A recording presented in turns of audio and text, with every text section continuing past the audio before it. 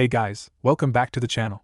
This is a story about what if Godlike Naruto is disowned by his clan. Before I start, please support for more amazing content, and do consider subscribing to my channel and share this video with your friends. This is written by Elemental Balance, and link in description and support writer. Let's start the video. Forsaken. Summary. When the Yondaime sealed away the Kyuubi, a clan in Konoha thought that it would receive great honor due to his wish. Instead, the child of the clan became a stigma to their house, so they left him to fend for himself. Gone was the child's mother, cousins, clan elders, and sister. Now, 8 years later, the child will stare into the blue eyes that mark his clan, but what fires burn behind blue eyes? Fires of love and forgiveness, or fires of hate? 12 years ago. Arashikoi, there must be another way. A young woman with pale blue hair cried from her hospital bed. Her striking blue eyes gazed at the blonde-haired man standing next to her. Those crystal eyes were filled with anguish, stabbing at the man who called himself her husband. Kagura-chan, we have no choice, Kazama Erasure, the Konoha Kuroi no Senko and Yondaime Hokage replied. The Kyuubi is simply too powerful to destroy. Even with Gamabunta aiding me, I could only hope to wound it for a short while. The Shiki Furin is the only hope Konoha has. But why our son? She cried, holding the crying form of their newborn child to her chest. Please, at least tell me why him? He carries the will of fire in him, Kagura. Both the blood of the Uzumaki clan and the Mikoto clan rests in his veins. Erasure replied, he'll become a truly splendid ninja once he grows up, I know this already. As for why, I am the Hokage. How can I ask another family to sacrifice their own child if I am not willing to do the same? The tall blonde man gazed at his wife. Please, my love, understand this. Kazama Uzumaki Kagura bowed her head, her blue bangs touching the blonde tresses of her newborn son. It still amazed her how much like her husband her child already looked. He was certain to be a heartbreaker when he was grown. Still, his eyes were hers, the same crystal blue shared by the majority of the Uzumaki clan. The same shared by his 4-year-old sister, Kana, even. I've already left instructions with Jiraiya-sensei and Sarutobi-sensei, Erasure was saying, the people will know my will. Our son will be a hero, my love. But what about you? She whispered, broken. Akage's greatest gift to their village is their life, he replied. At least Naruto will have you and the clan to watch and raise him. Naruto, you named him after your favorite ramen topping? She asked, incredulous at his choice. Actually, I was thinking the spiral version, the young Kage replied with his trademark grin. All too quickly it faded, replaced by a somber expression. It's time, Kagura-chan. Kagura nodded, placing a sad kiss on the newly christened Naruto's forehead. Be strong, my little one, she whispered. Reluctantly, she handed her child to her husband. Somehow, she knew things would never be the way her lover thought. She was right. 4 years later. This is becoming a nightmare, one of the elders shouted in the council chamber. That thing is ruining this clan. 5 times we've had to request ANBU protection for that Gaki in the last month, another replied. We're losing face while the Uchiha and Hyuga continue to gain strength in the civilian council. The villagers are starting to act like they are better than we are as well. The boy shows little talent in any of the clan techniques, another voice spoke. Takashi-kun has given up teaching him the Kuruda Ryo styles. He may have an affinity for wind, but given his lack of aptitude with basic ninja techniques, it's unlikely he'll ever be able to adapt that into something useful. We should distance the clan from him, the second voice. With the new contract offered to us by the Fire Lord himself, the boy's presence would only be a hindrance. Even now, he disrupts the training of his sister, who is turning out to be a genuine prodigy for the clan. Kana-chan may not be in the direct line for clan succession, but she's certainly going to be a prize jewel for us in a few years. The trio of elders nodded, then turned to stare at the blue-haired woman kneeling before them. Once, this woman was the prize of the Uzumaki clan.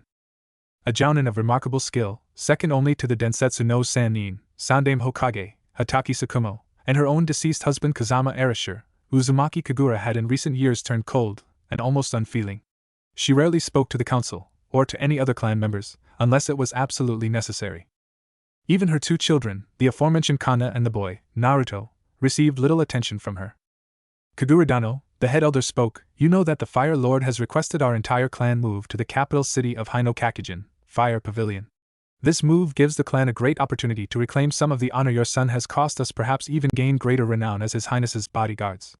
However, you needn't ask me what you are about to, Kosuke-sama, the cold woman replied. You wish me to leave my son here in the village while the rest of us travel to the city. Yes, that is correct, the old man replied. Do you have a problem with it? Kagura felt a tug at her soul, even as she voiced her answer. She looked at the elders with eyes of cold blue ice. No, she replied, I will do what is best for the clan. Okasama? A small voice whispered. Even its owner watched the taller woman escort his sister to a covered wagon. The small child stood next to a man in bright white robes with red trim, and a triangular pointed hat stood proudly on his head.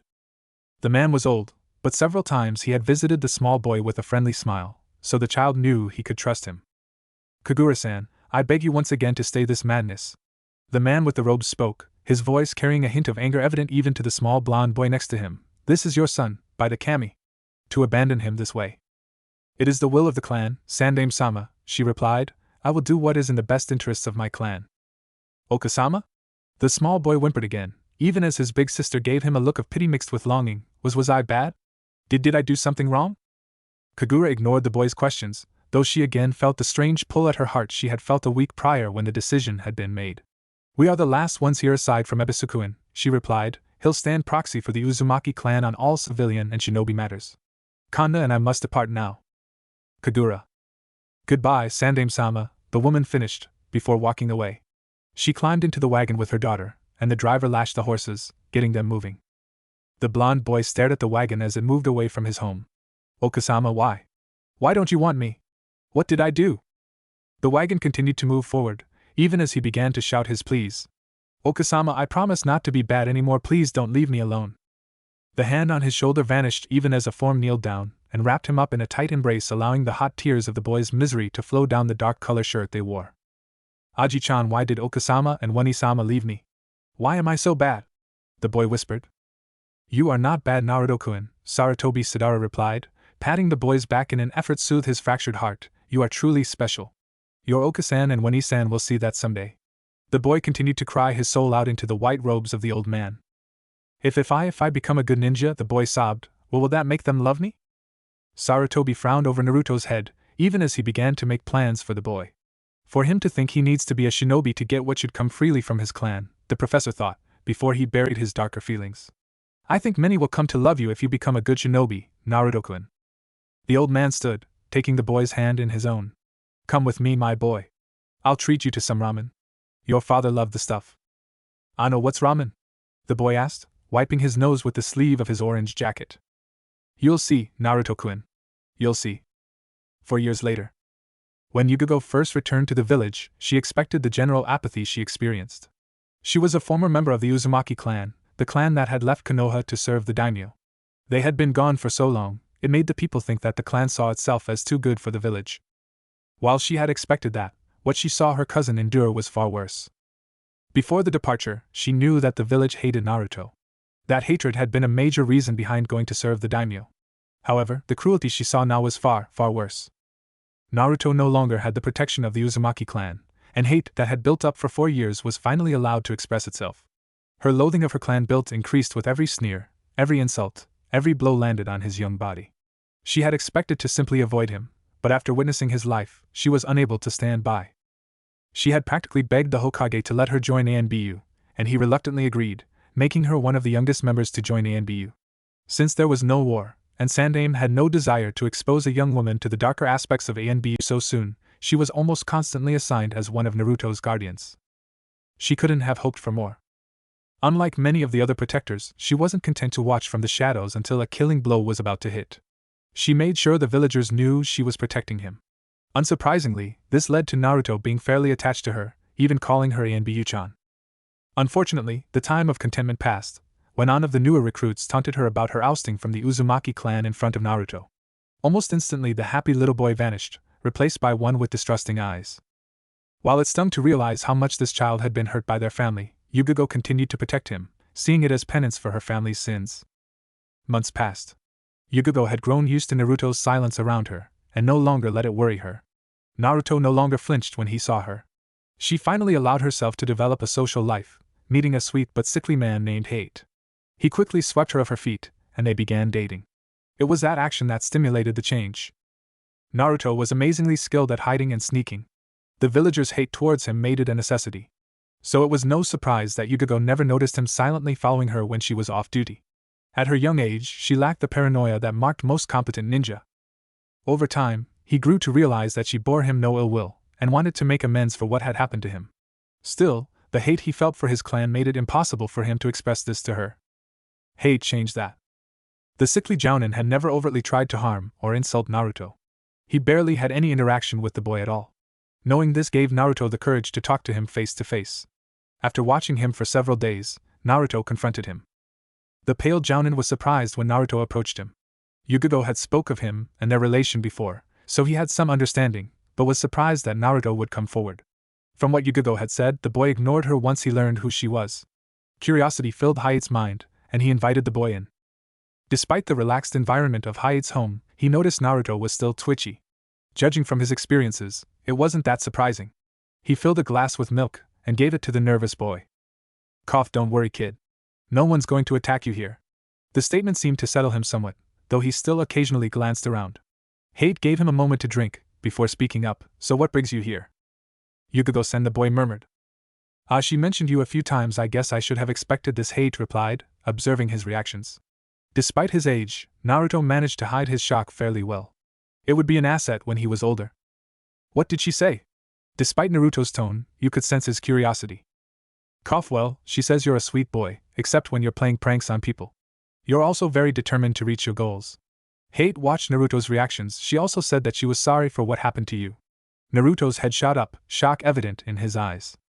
You know, for most people in the Uzumaki clan, you weren't that important. You were just another kid in the family. Yugo barely even knew you when they left. So? You shouldn't judge her too harshly. That's all. If she hated you like you seem to think, she wouldn't have been so gung-ho about protecting you. I'm not saying you should forgive her right away, but I think she deserves an opportunity to prove herself, don't you? Hate grabbed the empty glass to refill it, giving Naruto the chance to think about their conversation. When he returned, the chair was empty, and the door ajar. He sighed. He might not have helped, but at least he tried. Naruto ran to the place he was most comfortable, the top of the Hokage monument. His conversation with Hate had made him reconsider his feeling towards the people who abandoned him. For once, his convictions were shaken. His hate for his family wavered, and he questioned whether he was any better. For hours, he sat there, thinking about what to do. Days later, Yugo was on guard duty once again. As always, she remained silent, and Naruto did the same. It wasn't until lunchtime that something changed. Do you want some? Naruto asked cautiously, as if he was afraid of her response. Huh? Yugo responded, surprised that he was talking to her again. I asked if you wanted some food and Byu-chan. If you don't want any. No. I'd be glad to eat with you, Naruto-kun, she quickly replied, joining him for some ramen. It wasn't much, but it was a start. 4 years later. Uzumaki Naruto stared at the gray-haired genin kneeling on the ground before him, even as the older boy began relating his information about the different candidates taking the exam. He wasn't really paying attention. His mind was focused on passing this exam and taking the next step in his goal of becoming Hokage. There's also a special team from the Leaf in this exam as well, the boy, Kabuto said, a trio from the Fire Lord's personal bodyguards, the Uzumaki clan. Naruto's head whipped around so fast the rookie 9 thought his head would pop off. What clan did you say? He asked, growling out his words as his hands clenched tight. The Uzumaki clan, he replied, looking into the azure eyes of the short genin. Yeah, I can see how you'd have an issue about that. Naruto, I thought you were an orphan. Sakura hissed, angry that the loudmouth member of her team would withhold something like this. His gaze snapped to her, and she almost flinched at the anger burning within them. I am an orphan, he replied, his voice taking a hard edge that caused nearly everyone to flinch. I share the same surname with that clan. Nothing else. He noticed Hinata giving him a concerned look. I'd really rather not talk about it right now. His face broke into his usual cocksure grin. Come on, we got a test to pass. Databeo. Across the room a trio of genin with the same azure eyes glanced over at the rookie group. So, the leader of the trio said, running a hand through his short black hair, that's Kanane-san's brother. He looks ridiculous with that orange jumpsuit, a girl with purple hair and a page boy cut muttered, no wonder the clan cast him out. I bet he's nothing compared to you, Taro-kun. Ninja rule number 5. Never underestimate an opponent, the tallest of the trio said, his white hair bound in a simple samurai-style K. The effect was enhanced by the daisho he kept tucked into his obi. The outcast is here for a reason. Do not forget what we were told about, Reika-chan. Oh relax, Kenosuke, she replied, he's no threat. Didn't you hear that stupid proclamation he made earlier? I bet he doesn't even pass this first part. Kenosuke is right, Reika-chan, Taro replied. Don't underestimate him. Remember, he's supposedly been trained by your sister, remember? I have no sister, Reika replied. Yugo cut her ties with the Yuzuki and broke fellowship with the Uzumaki. She's dead to us. But she was and is ANBU level, Kenosuke replied. If she has been teaching him, he could be a real challenge, and don't forget what Kosuke-sama said. Uzumaki Naruto is a monster. I recommend avoiding him until we learn no more. Agreed, Taro replied. Besides, even if we can't beat him, she can. Naruto sat next to Hinata, his mind going back to the day he'd been left behind. Has it really been 8 years since that day? He thought as the test papers began being handed out. I had all but forgotten about them. Has it really been that long since I started hating them? His hand tightened around his pencil in anger, before he heard the voice of the shy girl next to him. Ano, Naruto-kun. Hinata spoke up, getting his attention. Let's do our best. She smiled at him. Yeah, he replied, smiling back at her. The Uzumaki clan can wait, he thought. Like they thought about me, they're unimportant. Chapter 1. The Power of an Outcast. The trio that comprised Team 7 knelt on the forest floor. The brief encounter with the Rain, Nin had been a bit of an eye-opener to the group. The bound and gagged ninja that was lying unconscious several meters away gave testament to a fact that both Sasuke and Sakura had never really acknowledged before. Naruto was stronger than he let on. It was Sasuke who had initially exposed the enemy ninja after the blonde genin had gone to answer the call of nature. A brief exchange of taijutsu, and the Hausenka no Jutsu from the last Uchiha had ensued. It seemed pretty cut and dry after that to both of the remaining members of the rookie genin cell. Until the Nin had dissolved into water. Mizabunshin! Sakura had cried out, even as Sasuke was scanning the area with his Sharingan. When he found he couldn't see the Nin, he had leapt up believing an underground Doton Jutsu was coming. Instead, a hard boot to the head was his reward. Sakura had cried out as her crush came crashing down. The Nin glared at her, and leapt towards the pink-dressed girl, a kunai in hand ready to deliver a killing blow. Futon Kaze Jirai no Jutsu. Wind release, wind torpedo technique, a familiar voice cried out, a blur of chakra-enhanced wind slamming into the attacking rain shinobi.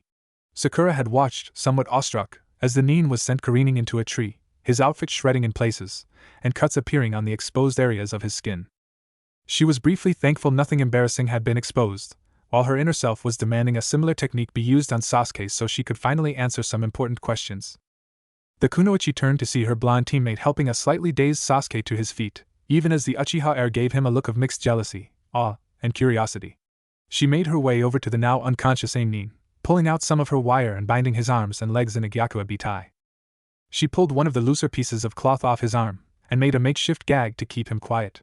Silently, she thanked the kami that those lessons that the kunoichi were forced to take in their last year at the academy actually came of use. She had then procced to check over her friends, before finally voicing the question she was sure Sasuke also had. Naruto, what was that? She asked. I've never seen you. It's a clan jutsu, he replied, his crystal blue eyes darkening. I can't do Ket-on worth a damn, but a friend said I'm pretty good with Futon. Is that one of the Uzumaki clan jutsus? Sasuke asked. We know you have a clan now. I don't, Naruto replied, glaring at his rival. I am not now, nor will I ever be a member of the Uzumaki clan. You're declaring yourself Ronin? Sakura gasped, but Naruto, such an act could ruin any chance. Hokage Gigi already knows and agrees with me. Both of his fellow genin gasped, before Sasuke glared at him. So you just throw away your clan? He asked, his voice going cold in anger. I knew you were a dope. Naruto glared right back. I didn't throw them away, team, he replied. They threw me away 8 years ago. Sakura's eyes widened, while Sasuke's narrowed. Tell us the truth, Naruto, Sakura asked. I can see hatred in your eyes. I've never seen that before. She glanced away. It's scary. Naruto sighed. Look, I don't want to talk about this in the middle of a test, he said. After this round is over, I'll tell you about it. I promise. Both of his teammates nodded. Naruto and Sakura went to gather up the scattered kunai and shuriken, while Sasuke searched the Nin for anything of use. The Uchiha heir had to fight the urge to grin as he found the chi scroll they needed among the Nin's possessions. A chinin, and I called Naruto a dobe, he thought as he placed the scroll in his pouch. He turned to his team. He had what we needed, so let's go to the tower, he said. We should beat most of the other teams, which will allow us to rest and prepare for the next part. He received nods from his teammates. Right then, let's get moving. The trio made to stand up, only to find themselves seemingly pinned down under a murderous chakra. Nanani? Sakura asked, her voice trembling. What is this chakra? Naruto was the only one of the three who was able to make it to his feet. Sasuke, he growled out, even as he strained himself against the killer intent permeating the air. Can you see who's doing this? Sasuke managed to nod, motioning with his eyes to the far left. Naruto, with great force of will, managed to pull out a kunai, and glared at the area Sasuke had indicated. Whoever you are, come on out. I'm gonna kick your ass. Coo, a silky-sounding voice carried through the clearing they were in. Impressive, Naruto-kun. Not many Chunin, or even Jounin, are capable of shrugging off my Kanashibari no Jutsu. You definitely inherited the stubbornness of your mother's clan. The pale Kusanine from the start of the exam walked into view, smirking at the obviously enraged blonde. Sasuke and Sakura were surprised at the level of anger Naruto emitted at the mention of the word mother. I'm sure Kagura-dano would be most pleased at your obvious improvement. Naruto smirked. Oh no, suddenly I'm respectable. He laughed, surprising his teammates, while making subtle motions to Sasuke to break the jutsu. I guess I'll just have to put dye in the ladies' hot springs again. Sakura glanced, then scowled at the blonde. That was you! She cried out, suddenly leaping to her feet as if the Kanashibari had never been cast. Sasuke found himself free as the sudden surge in killer intent from Sakura broke the jutsu holding him down. Naruto no baka. Ino and I were orange for a week. Naruto's face fell. But I thought you looked good like that, he complained, cringing at the expected blow. The strange enemy chuckled again, before calling out. As amusing as this is, he spoke up, perhaps it's time to fight. His hands flipped through a few quick seals, ending on Ryu, Dragon, a new jutsu for you to learn, Naruto-kun, and tell your clan Orochimaru said hello. Futon, de Tapa. Wind release, great breakthrough. Naruto cried out as the gust of wind crashed into him with all the force of a jackhammer, the impact sending him flying through the clumps of leaves behind him. He vaguely heard Sakura and Sasuke crying out for him, but could do nothing as he flew through the forest. Meanwhile, Sasuke turned a hard glare at the strange ninja before them. You'll pay for that, he growled, the tomos of his Sharingan spinning rapidly as if in response to his rage. While he would be the first to admit that Naruto was an annoyance more than a help at times, over the past few months as his teammate Sasuke had come to respect the enigmatic blonde. The pair of them were more alike than either cared to admit. Lonely, angry, and stubborn beyond belief, the pair may as well have been twins. Now his new brother was hurting, and that Sasuke could not let stand. His hands blurred faster than he had ever managed before, the Tora seal coming naturally to him as he breathed in the air needed for his technique. Katon, Hausenka no Jutsu. A series of fireballs flew from his mouth, even as he began tossing shuriken from his thigh holster into the blasts. The strange ninja, who had called himself Orochimaru, grinned even as he ran through his own seal sequence. Suten, Teppadama! He called out, launching a series of water blasts to cancel the fire out. His eyes widened in almost gleefulness as he noticed the hidden second attack of Sasuke's jutsu. Impressive! He called out, even as he dodged the rain of metal. Your jutsu usage is superb. You really are his brother, aren't you? He felt a small twinge of disappointment at the sudden look of rage that ghosted across the Uchiha heir's face. The boy's anger could be a problem but also an advantage for Maijuin. Sasuke rushed at the Nin, his hands and feet flying in the taijutsu style his clan was famous for. His form was perfect. His speed was sublime. His power was incredible given his age. It was all so utterly useless. A swift spin kick sent him flying, crashing down on a limb. Orochimaru smirked, then began to rush towards him. Only to receive a surprisingly strong kick to his side from the kunoichi he had all but forgotten was there. You stay away! Sakura cried out, her hands flashing through a quick seal sequence, ending on Nezumi. Orochimaru smirked as he recognized the signs of the low-level genjutsu, Narakumi no Jutsu. He didn't even bother forming the Tora symbol, he just surged his chakra and broke the technique before it took hold. He spun around and caught the girl by her neck, lifting her from the ground. I'm mildly amused, young flower, he chuckled, staring into her frightened eyes. That was a superb thrust kick you gave me. I was reminded of my old comrade, Tsunadeheim, for a moment there. His grin changed then, and Sakura felt a chill reach deep into her bones. Yes, you could be useful later as well. His head surged forward, and Sakura's world exploded into a haze of bright color, pain, and then darkness. Orochimaru chuckled, then cried out as he felt a foot lodge itself in his stomach. He glanced down, noting the fact that Sasuke had once again managed to stand, and his Sharingan was blazing in fury. Excellent, his Uchiha blood has begun to boil. The potential of this boy is staggering. The force of the kick hurled him across a gap between trees, and he grunted as his back was introduced to a particularly hard oak. He felt himself sliding briefly, before a sudden tightness across his chest forced him to come aware. He grimaced as he saw the wires trapping his arms against his sides, even as he noticed Sasuke plant a triple set of kunai into the limb he was standing on. The wires ran to the circlets on the blades, and Orochimaru couldn't help but be awed by what was happening. Even Itachi didn't master this until after he was 2 years older than Sasuke. He thought, the Sharingan windmill triple attack. Sasuke paid the sudden grin on the enemy ninja's face no mind as he ran through the seal sequence for his most powerful Katan Jutsu. For Sakura, for Naruto, he thought. His hands paused on the final 2 seals, Ryu and Tora, gathering and focusing the chakra even as he inhaled a deep breath. Katan, Ryua no Jutsu!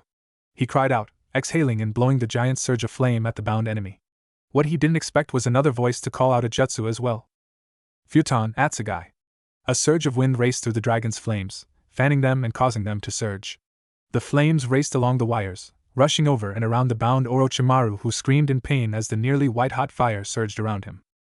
Sasuke turned to where the winds had come from and he breathed a sigh of relief when he saw Naruto standing there next to Sakura, his hands still clasped together in the Ryu seal, signifying his completion of a futon technique. Once again, Sasuke had to wonder just how strong his teammate really was. He noticed something then, which strangely enough, chilled him even more deeply than Orochimaru had. Naruto's strange whisker marks were darker now, and wider than before. His mouth was set in a horrible snarl, and his teeth for a moment, Sasuke was sure they looked like fangs. It was his eyes, however, that were the most disturbing. Gone was the crystalline blue the blonde was famous for instead, those blue eyes that usually held some illusion of idiotic happiness and cluelessness. His eyes were red and slitted. It was almost like a cat or a fox. You hurt my friends. The blonde growled at spot where Orochimaru had been. Sasuke turned, and almost gasped at the sight. The man was practically unscathed, but his face it was almost melting off. Indeed, the man replied, his right hand sliding over his Hittite, revealing an Odo symbol instead of the Kusa one as before. A test really, and I must admit, all three of you are impressive. I think the Uzumaki clan will be most intrigued to learn of your strength, Naruto-kun. His eyes, now revealed to be golden and slitted like a snake's, were practically dancing with sadistic mirth. I see you can use its chakra combined with your clan's skills. You will indeed make a formidable opponent one day. But what is this murderous chakra? I know the Ninetales power this is like it, but it's still human-like. What is this rage? Sasuke gasped as the strange ninja suddenly appeared before Naruto, his tongue wrapped around the boy and holding him aloft. His left hand lifted Naruto's orange jacket up, revealing the boy's stomach, and a strange black image that was upon it. Yes, I see, Orochimaru mused as he studied the seal, so this is the sealing array Arashi-kun used. I've never seen one so complex before really, such things are more Jiraiya's specialty than my own. In time, once you truly learn to control the power of the Kyuubi, you'll be stronger than me, but for now, you're merely in my way. His right hand began to glow, as purple flames danced along his fingertips. Fuin Jutsu, Gojio Fuin! He cried, thrusting his hand into Naruto's stomach, causing the boy to scream in pain. Sasuke watched in horrified fascination as Naruto's face reverted to the state it was normally, before the blonde slipped into unconsciousness. What did you do to him? The dark-haired boy cried out. A simple seal, my boy, the sadistic ninja chuckled, before he vanished and then reappeared behind the stunned Uchiha Scion. Sasuke cried out as he felt a painful stab in his neck, before a burning and gut-wrenching sensation began washing over him. Now your seal, on the other hand, well, when you want to know more about it, come see me. He vanished, leaving Sasuke to his cries of pain. He screamed for a long time. Sometimes, she missed her country. Odo was a good place to become strong, but it lacked the wild mountains of Tsuchi no Kuni. Instead, she chose to defect, and so got saddled with two idiots. She glanced at her teammates, fighting the urge to snort at Sokka's bluster and Dosa's sadism. Being one of the few kunoichi in Oto, she often found herself garnering the unwanted attentions of the men in from the village, though the pair before her could hardly be called men. She idly recalled the few days she had actually been an IWA kunoichi. In her home country, kunoichi were rarely ever allowed out in the field unless it was on an espionage, or a seduce and destroy mission. She would likely have been trained as a courtesan for the Earth Daimyo's court or for some high-end brothel for the visiting dignitaries. The thought made her want to puke. She knew her younger sister Himitsu was likely now serving as a whore in her place, but the brat had never been someone she cared about anyway. As far as Tsuchikin was concerned, watching out for herself was all that mattered. That was why she escaped with Taiya and Karen when they had fled. She would not sully herself just because the Tsuchikage was a misogynistic pig. When Orochimaru had found them, and took them in, it was almost like a dream. Finally, they were being taught how to be true ninja, and not porcelain dolls. Karen had demonstrated great skill at medicine, and was rushed into the new Medic Nin program. Taiya, as the strongest, had earned a place with the Sound Force Genjutsu specialist. Kin had shown a real talent at hand-to-hand combat and marksmanship, making her the perfect frontline fighter. Still, why did I have to get Bandage Boy and Mr. Blowhard as teammates? She bemoaned to herself. Zaka's air cannon arms certainly made up for the lack of skill he had in all other areas, like brains for instance, and Dosa's melody arm was useful for many different things, but his sadistic yet overly cautious nature held them all back. He took his time to gauge any advantage an opponent might have, but would torment them for too long once he was sure he had their number. That guy is going to get himself killed soon. I just hope I'm there to see it. We have a visitor, Dosu spoke up suddenly. Zaku immediately was on guard, his chakra surging through his arms even as Kin pulled a group of saban from her thigh pouch. Cuckoo, I see your sense of hearing continues to grow stronger, Dosu-kun, a silky voice came from the darkness. Kin had to forcibly repress the shudder that wanted to crawl up her spine. Somehow, Orochimaru's voice always made her shiver, and it was never in a good way. Orochimaru-sama! Zaku exclaimed, dropping on one knee. Kin barely resisted snorting again. Brown noser, she thought. At ease, Zaku-kun, the snake Sannin chuckled. I have a job for the three of you, a mission different than what I told you that you'd be doing before. Kin frowned at that. You said we were to kill that Uchiha kid, Orochimaru-sama, she spoke up. What's changed? I thought you wanted him gone. Orochimaru smirked at the dark-haired girl. It should be interesting to see her reaction to this information, he thought. The presence of the Uzumaki clan in these exams has altered my plans somewhat, he replied. I need you three to gauge the abilities of the three Uzumaki from the Fire Capital.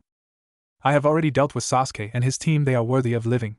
The other three, however, well, Kin-chan, I should think you'd enjoy tormenting them more than anyone here. Why would Kin want to hurt them, Orochimaru-sama? Dosu asked, glancing at his female teammate. Kin-chan is originally from Tsuchi no Kuni, the Sannin elaborated. I understand your father died in battle against the Yondaime Hokage, correct?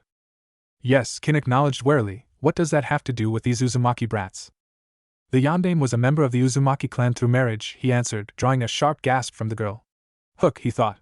The Uzumaki are always proud to proclaim how he thrashed that legion of Iwanin in the last great battle. The girl's hands clenched tightly, and a drop of blood made its way down her palm from thanks to her nails piercing the skin. Lying. I know for a fact that the clan heir, Uzumaki Taro, is the nephew of the Yondaime's widow Kagura, he continued. He's well trained, but lacks actual battle experience. Then I'll be happy to give him some, Kin finished, her heart warming at the thought of causing the family of her father's murderer pain. Sinker. Don't eliminate them, he instructed. I want to see them in the finals. I have my own grudge against the Uzumaki clan, and a plan is already set to truly make them hurt. You'll see what I mean in the next stage. His hands came together in the Hitsuji symbol, before he vanished in a plume of purple flame. Remember, they can be hurt, but not eliminated. I want them to suffer. Kin glanced at her teammates. Let's find those punks, she all but growled out. For once, I'll be the sadistic one. I want their blood. Zaku and Dosu nodded, the former smirking while the latter merely patted his gauntlet. The three exchanged a brief nod, before leaping into the trees. They had a mission to complete. Sakura groaned as she came to, the light streaming through the leaves almost fanning the flames of the headache she was experiencing. She clenched her eyes shut against the pain, but eventually had to force herself to open them.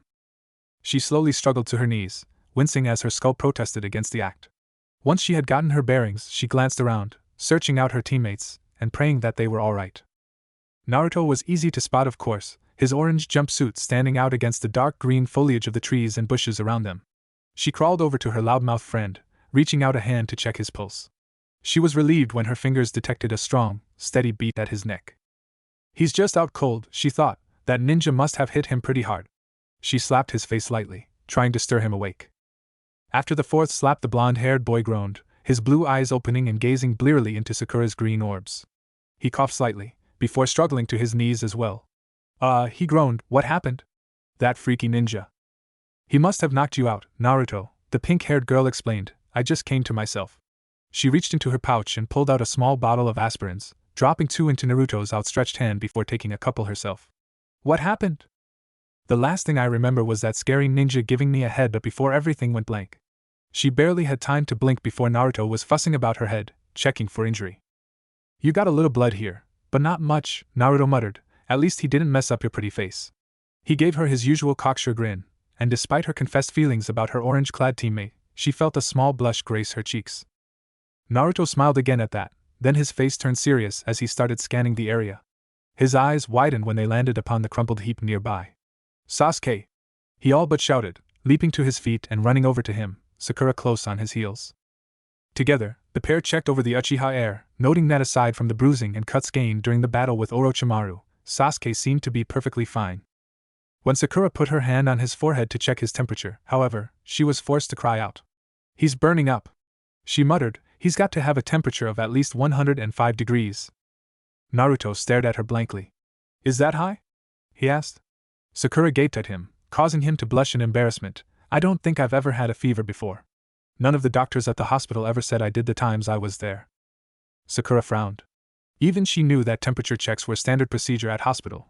How could Naruto have never known if he'd ever had one? She quickly filed that away for later.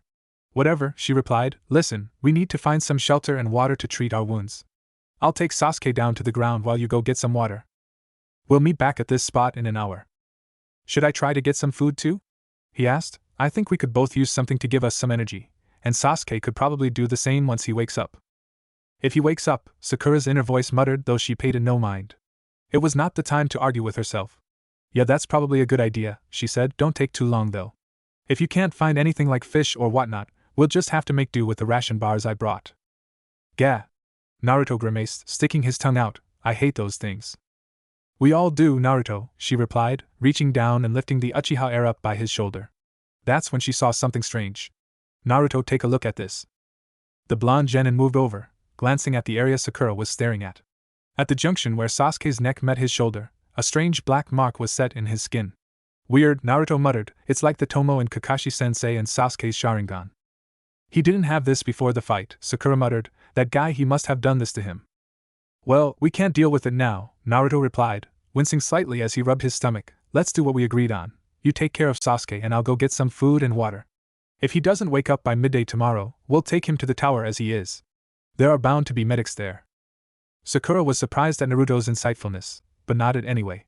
It was yet another mystery about the blonde boy she had come to call her friend for her to unravel.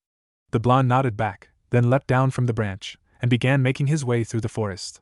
Sakura carried Sasuke down, finding a hollow section of roots to duck under. After she laid him down, she procced to layer the area with traps, as well as a subtle genjutsu. It would cause people to not pay attention to this spot unless she allowed it. Once again she gave a silent thank you to that strange Anbu kunoichi that seemed to follow Naruto sometimes. She wondered again why the lady did that, but shrugged it off as she had more important things to take care of. Yugo leapt through the forest with two of her Anbu partners. She had immediately volunteered to enter the forest once she heard that Anko had gone in after her rogue sensei, the snake Sannin Orochimaru. While she had never been close to the former disciple of the traitor, Yugo respected Anko's desire to see justice done to the monster. One of the bastard's earlier experiments had cost the life of her uncle, and though she was now outcast from the Uzumaki clan and the Yuzuki branch of it, that insult to the family had to be avenged. I hope we find her before she finds him though, the purple-haired Anbu thought as she leapt from tree to tree. Anko will likely try to kill him even if it costs her both their lives, and then I won't get my shot. She noticed something a few trees to the left, and she signaled her teammates to follow as she veered in that direction. When they arrived, they were greeted by a dark sight. Seniyajasha! The Tokubetsu Jounin Mitarashi, Anko cried out, four pythons shooting out from her sleeves and grabbing hold of a man who appeared to be halfway sunk into the trunk of the tree. With a roar worthy of the giant tigers that lived in the forest of death, the mesh-clad girl swung her arms and ripped the man from the tree, hurling him against the trunk of another tree. This is Anbu Nico to Anbu base, she whispered into her communicator. Orochimaru confirmed in training area 44. Jounin Mitarashi currently engaging. Moving to assist. She leapt down to the tree where the other girl was rushing up to the trapped Sannin. Anko slammed her left hand against his right, before swinging her right arm around and impaling both of their hands with a kunai, pinning them against the tree. My, Orochimaru grinned despite the pain. You really have improved, my little cobra. Oh, you don't know the half of it, sensei, the girl replied, stressing the sarcasm in the word sensei. I've had almost 10 years to prepare for this. She reached down and grabbed his left hand, her fingers manipulating his into a modified Hebe seal. Now, if you don't mind me using your left hand here. Ninpa, Soja Sosai no Jutsu. Ninja art, twin snake self-sacrifice technique. Yugo had been silent to this point, but even she knew what this kenjutsu could do. Anko-senpai, she called out, landing on the branch with the two ninja. Stay out of this. The serpent kunoichi growled as she surged her chakra for the jutsu. We're going to die together, sensei. But I don't think that's going to happen, Anko-chan, he replied. After all, this jutsu only works if there's two of us. Anko's eyes widened, and Yugo whipped around even as the Orochimaru Anko held dissolved into a pile of mud. The pair of kunoichi were joined by the other two Anbu members, even as the real snake Sannin appeared a few branches above them. Damn you, Anko growled, ripping the kunai that held her hand against the tree free and hurling it at the pale ninja. He smirked as he caught it with two fingers, before raising his hand up into a half-hitsuji seal. Anko gasped, then fell to her knees as a surge of pain erupted from her shoulder. Yugo and her fellow Anbu moved around her protectively, even as Orochimaru laughed at his former pupil's plight.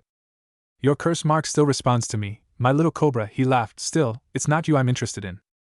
Are you here to assassinate Hokage-sama then? Yugo asked, her hand on the ninjato strapped to her back. What is your purpose here? Orochimaru laughed. I merely have an interest in a few of the competitors, he replied. Some of my own subordinates are competing as well. He grinned.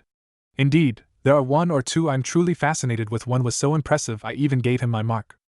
That's a foolish gift, Anko groaned. He'll die most likely. True, there is only a 1 in 10 chance he'll live, Orochimaru nodded. Still, his breeding is superb. His body is also exquisite. If he lives, he'll be the perfect vessel to succeed me. He stared down at the assembled Nins. I know you plan on stopping this exam. I warn you, if you do, then Konoha will be destroyed. His body faded from view as his voice echoed around them. The exam must continue. There is still much that must happen. Yugo frowned behind her mask, before turning to the stricken Anko. Senpai, can you stand? She asked. At the girl's nod, she turned to her teammates. Head back to headquarters and make the report. I'll escort Anko-sama to the tower. The other two ANBU nodded, before vanishing in a swirl of leaves. Anko looked at the purple-haired ANBU. I was stupid, Yugo-san, she muttered. I should have known he'd use Kawarini. He isn't one of the Sannin for nothing, Anko-senpai, the armor-clad girl replied. Come on, let's get to the tower and get you looked at. The pair of kunoichi vanished in puffs of smoke. Naruto stopped when he came to a stream near a clearing, smiling as he saw several fish in a nearby alcove of rock. A quick and judicious use of Kage Bunshin resulted in 3 nicely sized river trout for his team. He pulled out a scroll, and sealed the fish away for easy transport. I gotta remember to thank Height Nizan for teaching me this, he thought. He progged to fill both his and Sakura's canteens with water, and once finished turned to leave. Only to find his path blocked by 3 people he did not want to deal with. Hello, cousin, Uzumaki. Taro smirked. Fancy meeting you here. Naruto glared at his cousin, but chose to not reply. Instead, he gazed over at the kunoichi of the group. You must be Reika, he said, causing the purple-haired girl to scowl. Yugo-nichan sends her regards. I know she misses you. I couldn't care less what that traitor feels, the belligerent girl replied. She chose to break with the Yuzuki and Uzumaki, so she's persona non grata with me. Naruto simply shook his head. And you people wonder why Konoha doesn't like the clan anymore, he muttered. To think I share the name sometimes, it's a shame almost too great to bear. The boy in samurai garb frowned at him. You will speak of the clan with respect, he ordered. His eyes widened angrily as Naruto laughed. Oh please, he snorted, the day I treat you with respect is the day I decide to quit being a ninja, and that is never going to happen. Naruto turned to the black-haired boy who appeared to be the leader. Given that you know my name, it's only fair that I know yours now. Manners and all that, you know? He had to resist scowling when he saw the boy's blue eyes gleam arrogantly. Is he really that stupid he's actually going to introduce himself? The boy laughed. Sure, why not? He replied, I'm Uzumaki Taro, heir of the Uzumaki clan. He pointed at Reika. You already know Yuzuki Reika, from the Yuzuki family branch and a formidable user of both taijutsu and ninjutsu. Finally he pointed to the third member of the group. This is my cousin Uzumaki Kenisuke, the best swordsman of our generation. We are 3 total and complete idiots, Naruto interrupted, pulling out a kunai and hurling it at the bushes to the left. 3 forms leapt from said bushes, landing nearby. Naruto belatedly noticed that they were the team from Oto, and he frowned as he recalled Orochimaru also wearing an Oto Hittite. He turned his glare back to the 3 members of his estranged clan, who were gaping at him. You cannot be telling me you didn't notice them, he growled. Are you really that green? Reika scowled. We don't need an outcast like you criticizing us, team, she shouted at him. Naruto rolled his eyes, pulling out another kunai and focusing his chakra. He winced as he felt a slight burn around his stomach. Damn, what did that snake freak do to me? He thought. And here I thought this was going to be a challenge, Dosa muttered. They seem to be fighting amongst themselves. That's the loudmouth from before, Zaku noted. Is he a part of that clan? If he is, he doesn't act like it, Kin growled. The Uzumaki clan is notorious for both their skill and their arrogance. This kid seems to be more concerned with the situation than his pride. I wonder who he is. Naruto noted this byplay, but filed it away for later. He kept on the black-haired boy. A ninja never reveals more than is needed, he continued, as if lecturing the clan heir. Taro scowled, but was unable to interrupt as Naruto plowed on. All you should have told me was your names. Instead, you revealed your importance to the Uzumaki, Reika-san's skills, and Kenisuke-san's specialty. Now anyone who might have been spying on us, i.e. those 3 Otonin there, know what to expect and will be able to counter it. The 3 members of the Uzumaki clan almost gaped at that. Despite all that they had been taught by the council about this boy, his logic was undeniable. Naruto frowned at them, then turned to the 3 enemy ninja on his left. I have a teammate who needs me, he said. I don't have time to fight you, but I do have a question. Kin frowned, but stepped forward. You answer mine, and I'll answer yours, she replied. They called you an outcast. Are you a member of the Uzumaki? No, he replied. They cast me out when I was 4 years old. They abandoned me for something that was never my fault. He stared at her, noticing the position her legs were in. You're from IWA, aren't you? Kin gaped, but smirked. I was born in Tsuchi no Kuni, but I am no IWA nin, she replied. I'm Oto, and that's all there is to it. Naruto shrugged. Fair enough, he replied. Now for my question, what did Orochimaru do to my friend? End Chapter 1. Chapter 2, The Maelstrom Awakening. If there was one thing Naruto truly prided himself on, it was his ability to stun people. While it was true his pranks were primarily meant to garner attention for himself, even if that attention was scoldings from Irika-sensei and Yugo-senpai, and stern looks from Hokage Gigi, they also served the secondary purpose of giving him a reason to laugh at people who normally laughed at him. The 6 genin around him were all gaping at him stupidly would normally be very laugh-worthy, but Sasuke and Sakura-chan needed him. I know you know him, he continued. My teammate told me he had an Oto Hatayate. Is he your sensei?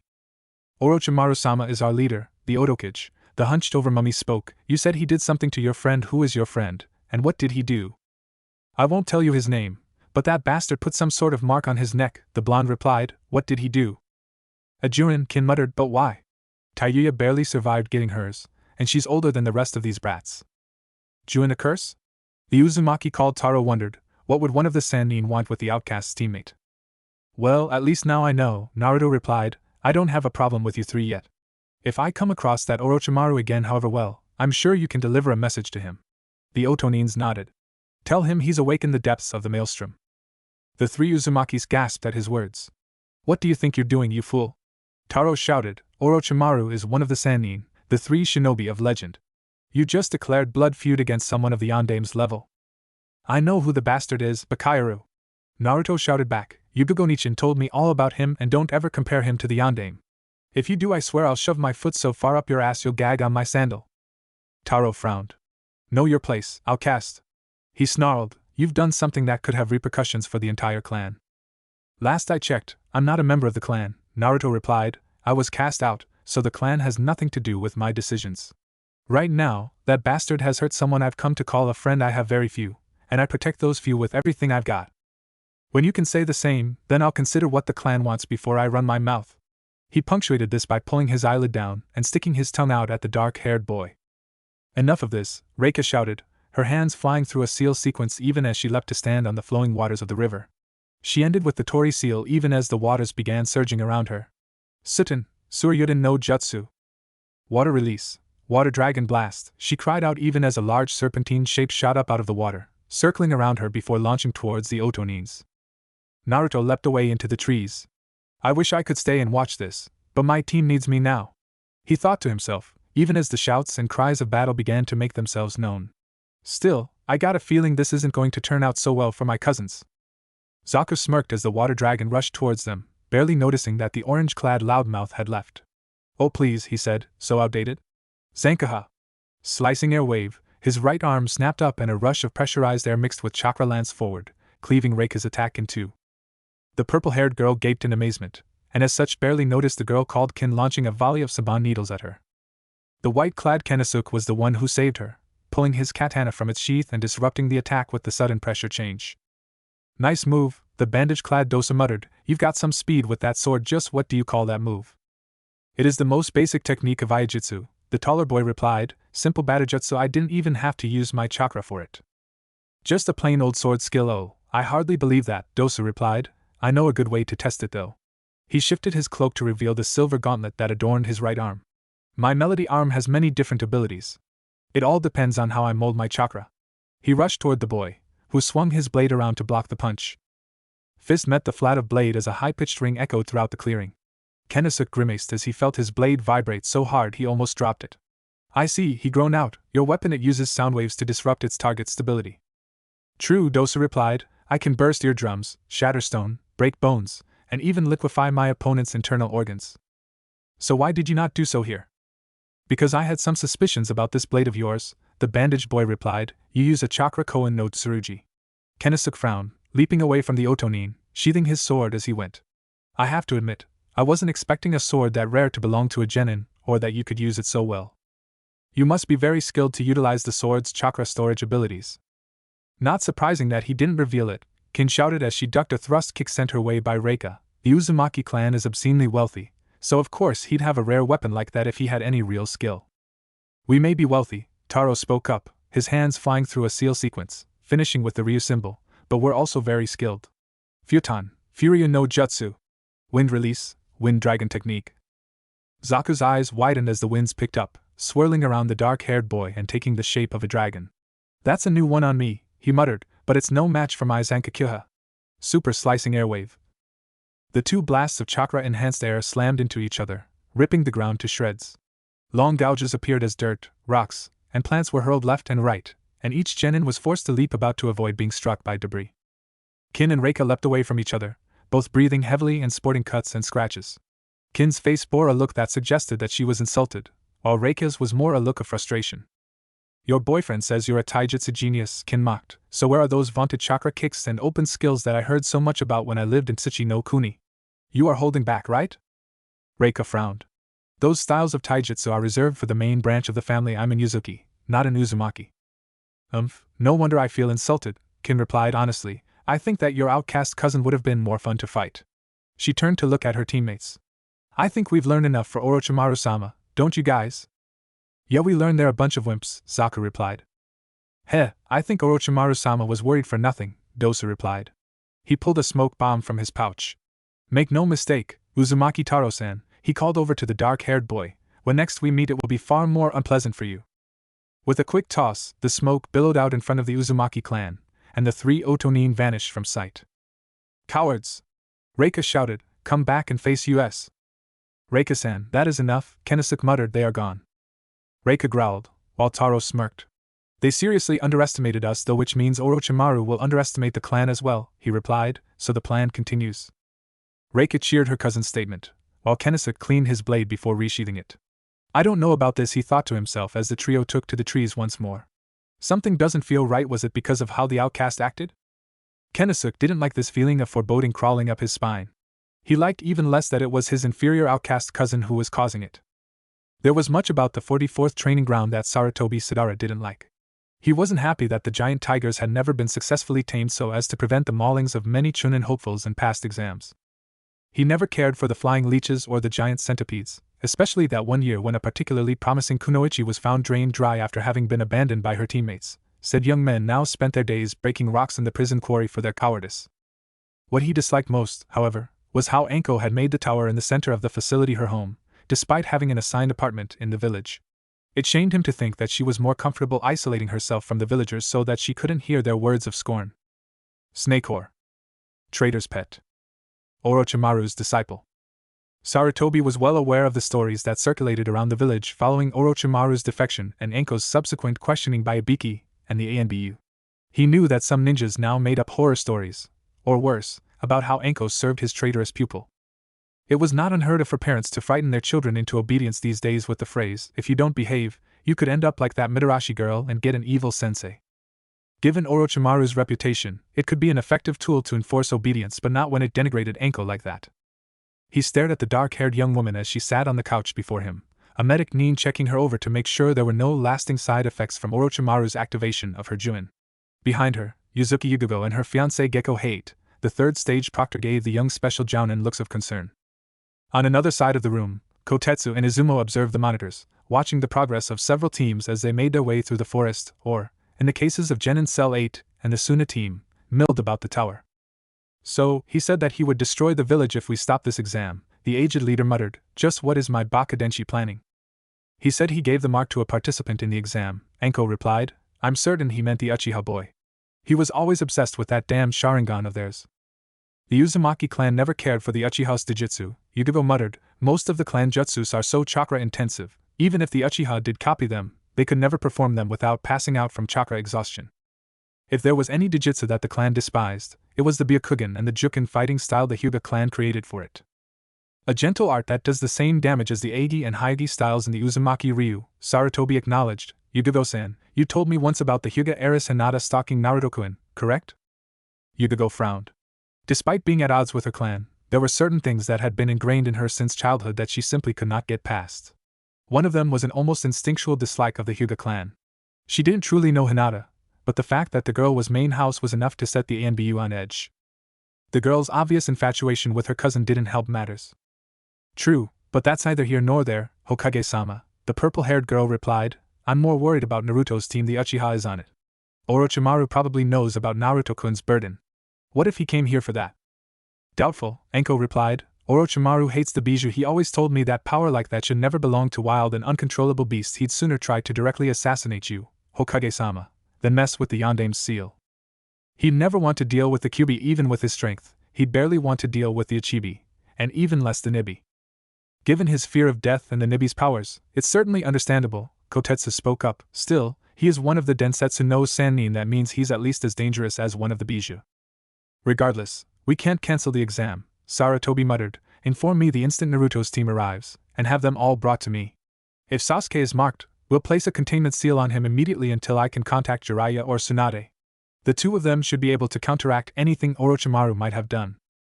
Yugo's eyes widened at the mention of the other two members of the Sannin. Hokage-sama, she spoke up, does Tsunade-sama know about? She's unaware of Naruto's connection to Erasure, the old man replied, but I will tell her once she arrives. I've sent Yamato to retrieve her. Hade coughed, as he mentioned something, and cough, Jiraiya-sama? He's where he always is, Sarutobi sighed. Pervert, Anko muttered, even as she grinned. At one of the more liberal bathhouses in the village, a certain white-haired old man sneezed. Unfortunately, this alerted the young lesbian couple, a short-haired blonde with a slim, athletic build, and an aqua-tressed beauty who gave new meaning to the phrase vievum, since she had great vieves and a dynamite vum, to his presence. The pair of kunoichi proc to pummel him severely before utilizing a tag-team combo of Doton and Suiton Jutsu to send him flying. Why can't we get any privacy, Haruka-chan? The aqua-tressed girl asked. Honestly, it's like the whole world's against us, Michiru-chan, the blonde replied. Sasuke groaned as he came to. A pleasant smell assaulted his nostrils, and an even more pleasant coolness covered his aching head. He opened his eyes to see Sakura and Naruto hovering about him. Sakura, Naruto, he groaned, what happened to me?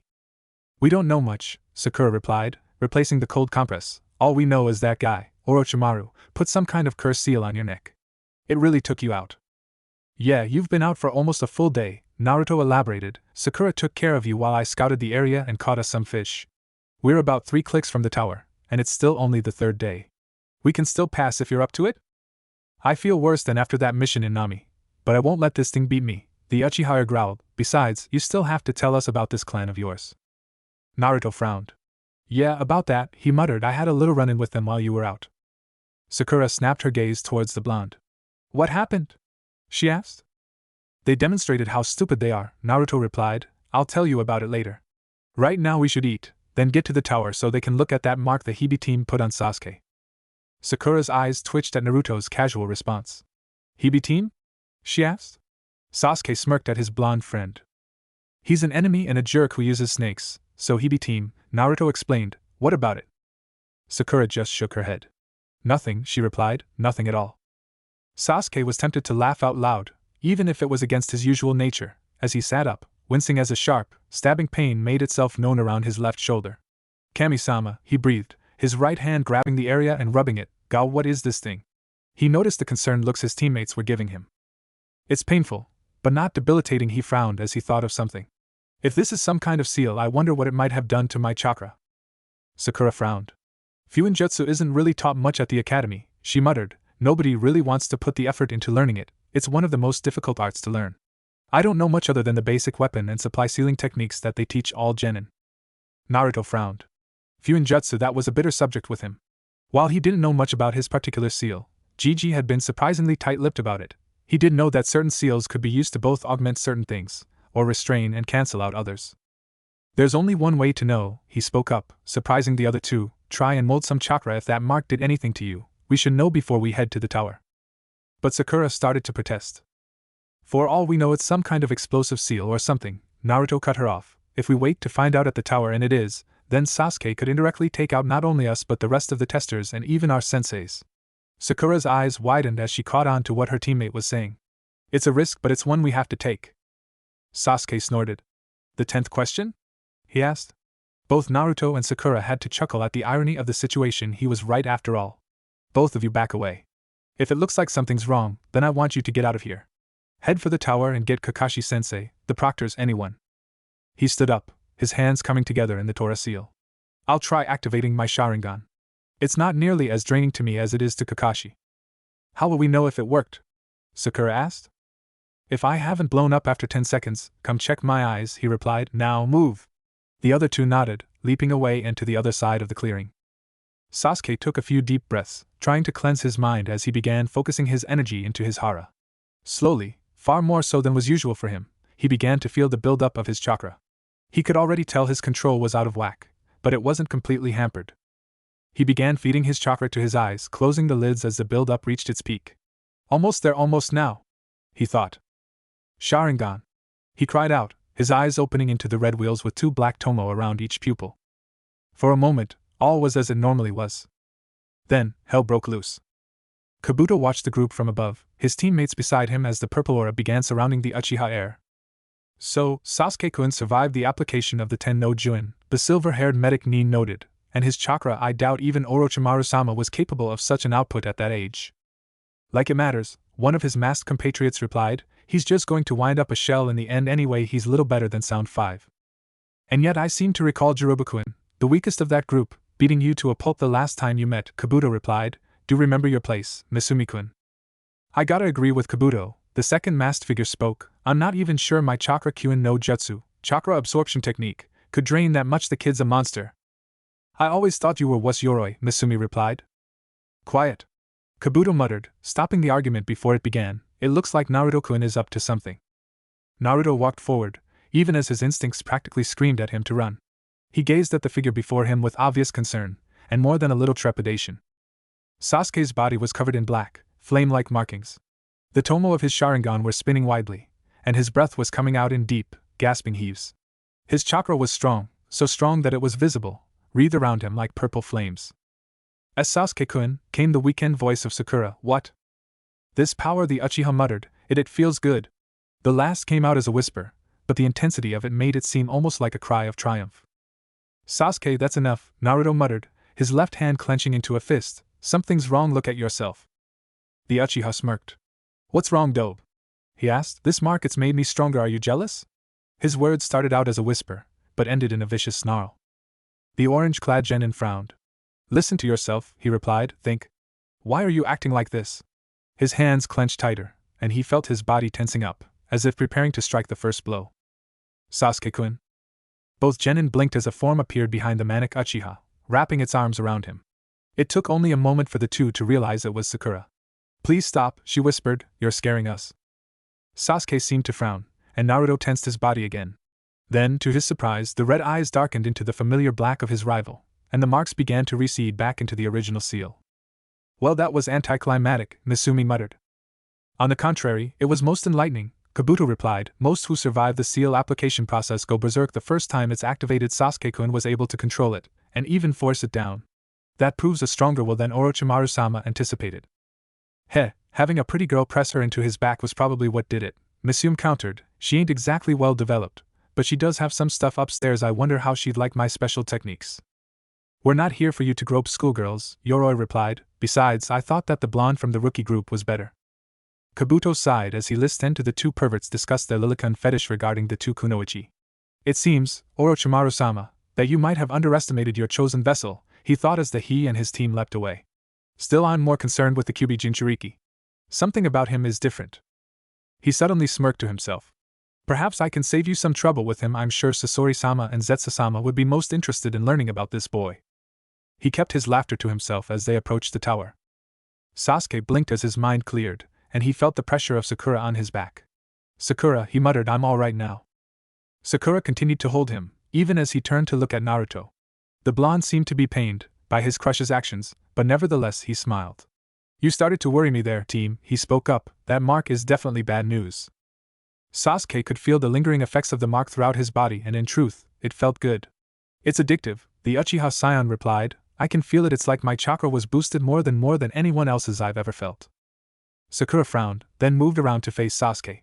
You shouldn't use it, she said. It's evil. Whatever that chakra was, it wasn't you, Sasuke-kun. You could lose yourself if you use it again.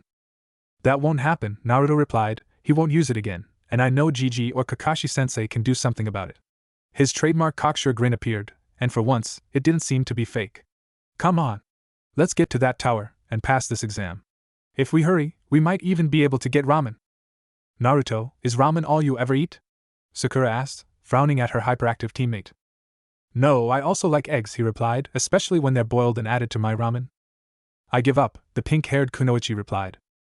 Sasuke smirked, then turned to Naruto. You still have the scrolls, right? He asked. Naruto nodded, patting his hip pouch. Okay, let's go. The sooner we get there, the sooner we can get our injuries checked out. I'd like to go into the next test fresh. You got that right, the blonde replied. Sakura nodded, and the trio leapt into the trees, headed for the tower and their next exam. End Chapter 2. Chapter 3, The Family Strife. Sakura was very apprehensive as the group approached to the tower. When she had first become a genin, it was in the hopes that she could eventually prove to Sasuke that she was worthy of his respect, and possibly love somewhere down the line. She knew that these notions were childish, and somewhat naive, but she was still a child herself. The journey to Nami no Kuni was an eye-opener for her. She had seen death and suffering, things she had read about, but never fully understood. Yes, she knew how painful teasing was, but it was nothing compared to genuine hardship. She had helped to dig Zabuza's and Haku's graves after the battle, it being the first time she had ever been so close to dead bodies. She had felt her heart shatter twice on that bridge, first when she thought that Sasuke had died, and again when it turned out that he was actually alive. Granted, this was a good shattering, but it was still jarring to her. When Kakashi-sensei had given them this opportunity, she had wondered whether or not she should hand in her commission as a ninja. She was ashamed to admit it, but the very idea of delving deeper into this shadow world that she had become a part of terrified her. Up until now, she had never thought that she would have to actually harm people, or do things that would send any normal person running for the hills. Surprisingly, it wasn't Sasuke that convinced her to take the chance, it was Naruto. Despite her dislike for the blonde-haired idiot, she had noticed how hard he tried. She saw how no one, not even herself, she was ashamed to admit, ever gave him a single bit of help, other than that Anbu lady who seemed to care about him, a cousin maybe, dash. Sure, she knew about Hinata's intense crush on him, but that girl was so pathologically shy that she could never say more than a word or two before turning into a tomato. Naruto was constantly trying to find things out on his own. She had originally thought his life was an ideal one, no parents to boss you around, no siblings to annoy you. She herself was an only child, but she'd babysit often enough to know how annoying brothers and sisters could be. It wasn't until Sakura had talked to Sasuke that she finally realized how painful it was not to have a mother or father to come home and cry to. She wondered now which of the two of her boys had it worse. Sasuke's family had been slaughtered, and he had seen it happen, but at least he had the memories of his family loving and caring about him. Naruto, from everything she'd seen so far, he'd just been abandoned. If his family could do that to a child, what kind of monsters were they? Meh, Sakura-chan. Naruto called out, disrupting her thoughts. Look! We're here! The pink-dressed girl looked up to see the tall red building looming over them. She unconsciously let out a sigh of relief. Whatever her problems, she knew she could count on Naruto and Sasuke to help her through them, and she would help them achieve their goals. No matter what. The group stared at the strange sign with a mixture of curiosity and frustration. The frustration was mostly on Naruto's part. What the heck does this mean? He shouted, causing his teammates to wince. The trio of genin were staring up at a large mural inside the hall that they had just entered. Parts of it were missing, and it kept talking about things like gain knowledge and run the fields. Maybe it has something to do with the scrolls? Sakura asked, rubbing her left ear to try and rid it of the ringing caused by the blonde's shout. The proctor lady did say it that we shouldn't open them till we got to the tower. Maybe they complete this message? Sasuke frowned. But what if we're not supposed to open them at all? She did say that this was a test of how we handled confidential information. Just opening the scrolls now seems like a waste of time, he countered. Naruto pulled the 2 scrolls from his hip pouch and looked at them. I don't know if delivering the scrolls was all that was needed, then why isn't anyone here to pick them up? He asked. I think Sakura-chan is right. We should open them up. Sasuke found he couldn't argue with that, so he nodded. He reached over and took a hold of the chi scroll while Naruto held onto the 10 scroll. The raven-haired boy reached into his thigh pouch and withdrew a kunai to slice away the tie, keeping the scroll wrapped. Wait! Sakura cried out, causing the 2 boys to wince. They turned to her with questioning gazes, and she blushed. Sorry, she said, but I think we should open them at the same time. If the whole point was to get both scrolls, then it would make sense that they go together. We could trigger a trap if we open only one. Naruto and Sasuke looked at one another, then nodded. Brilliant as ever, Sakura-chan. Naruto grinned at the girl. Say. I am not going on a date with you after this, Naruto, the pink-haired girl growled. Just checking, the shorter boy replied, cowering back slightly. Sasuke smirked at the byplay, before looking at Naruto. On the count of 3? He asked. The blonde nodded, pulling a kunai of his own out. 1, 2, 3. They shouted together, slicing the bindings and opening the scrolls. What the Sakura muttered, staring at the characters written on the paper. Those symbols call forth man. Sure Mata. Sasuke cursed, tossed them away. It's some kind of summoning jutsu. He hurled the chi scroll forward as Naruto did the same. The scrolls landed, crossing over each other, and a billow of smoke arose from the seals. When it cleared, a young woman stood before them, dressed in the standard ANBU armor, and wearing a cat mask which she procked to unhook and remove from her face. Congratulations, she said, you 3 have just passed the second stage of the Chunin exams. Naruto gaped at the figure, then grinned widely. Yugo Nichin! He shouted, rushing forward and grabbing the girl in a fierce hug.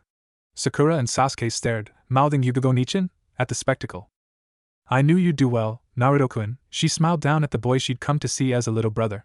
She still remembered how distrusting his eyes were back when he was 8 years old. To see the open trust in them was staggering. Now aren't you going to introduce me to your teammates? Ehehe, the blonde Jinchuriki grinned, rubbing the back of his head sheepishly. Ano, Sakura-chan, Sasuke, I'd like you to meet Yuzuki Yugo. She's a member of the Yuzuki, the branch family of the Uzumaki clan. Yugo smirked. And an outcast, just like Naruto-kun here, she elaborated. So she's your cousin Naruto? Sakura asked. How come you live on your own then? Shouldn't you be staying with your relative?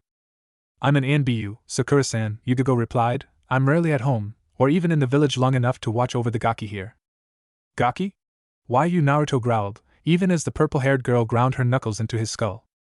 If you're a member of Naruto's family, then what about those other 3? Sasuke asked. Naruto said he met them in the forest. Yugo frowned.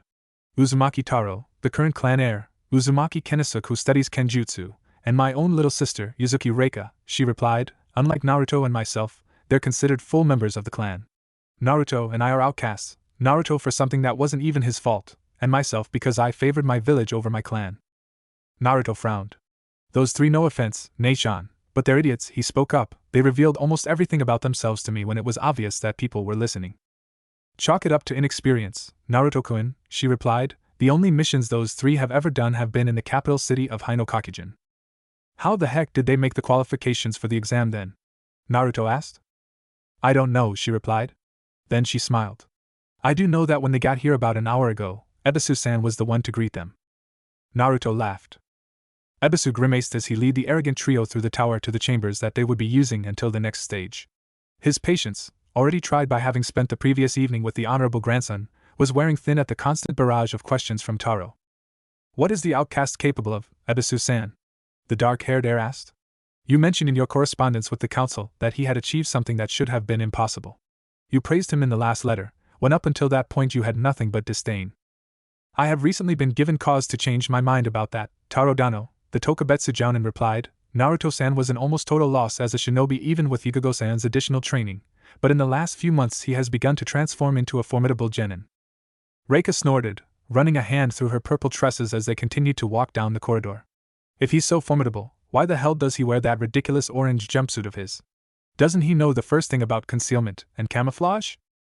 Ebisu had to stop himself from glaring at the girl. His position as the clan representative for the Uzumaki was tenuous at best, given his recent changes in attitude regarding the clan pariah, and Reika was highly praised by both the Yuzuki branch and even the main house. Getting on her bad side, while undoubtedly fun, would only make things difficult for him and his 2 relatives in the village. Naruto-san wears those clothes because that is all he can afford, the bespectacled man answered. His genin pay, plus the stipend from Hokage-sama, is used primarily to stock his weapons, food, and pay the rent on his apartment. He chooses practicality over fashion. Reika smirked. With that fashion sense, he'd be lucky to be a court jester back in the capital, she laughed. Reika-san, do not underestimate the outcast, Kenosuke muttered.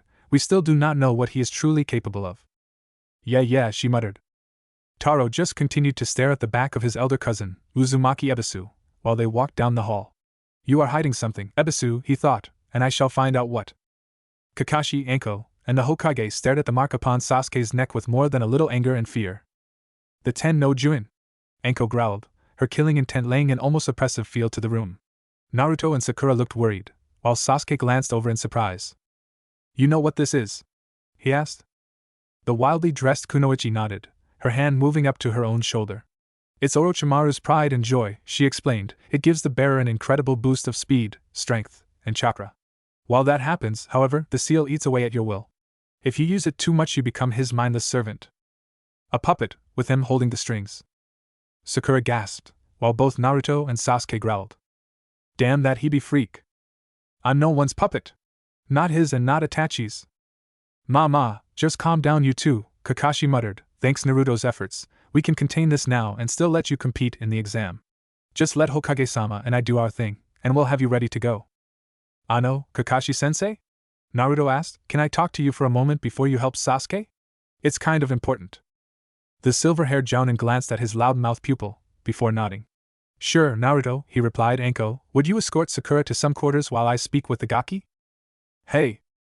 Yeah, sure, the wild Kunoichi muttered. Come on, Pinky, let give the boys their special time. Could you not call me Pinky? The pink-dressed girl asked. Sure, Pinky. Sigh. So, Naruto, what can I do for you? The silver-haired Cyclops asked his most unusual student. Naruto's normally bright eyes were dark as he looked at his sensei. While he did admire Kakashi's strength and skill, and the man definitely had his respect, Naruto had to admit to himself that he didn't think of his Jonin instructor as much of a teacher. Still, he knew that if anyone could understand his problem, Kakashi was the most likely person.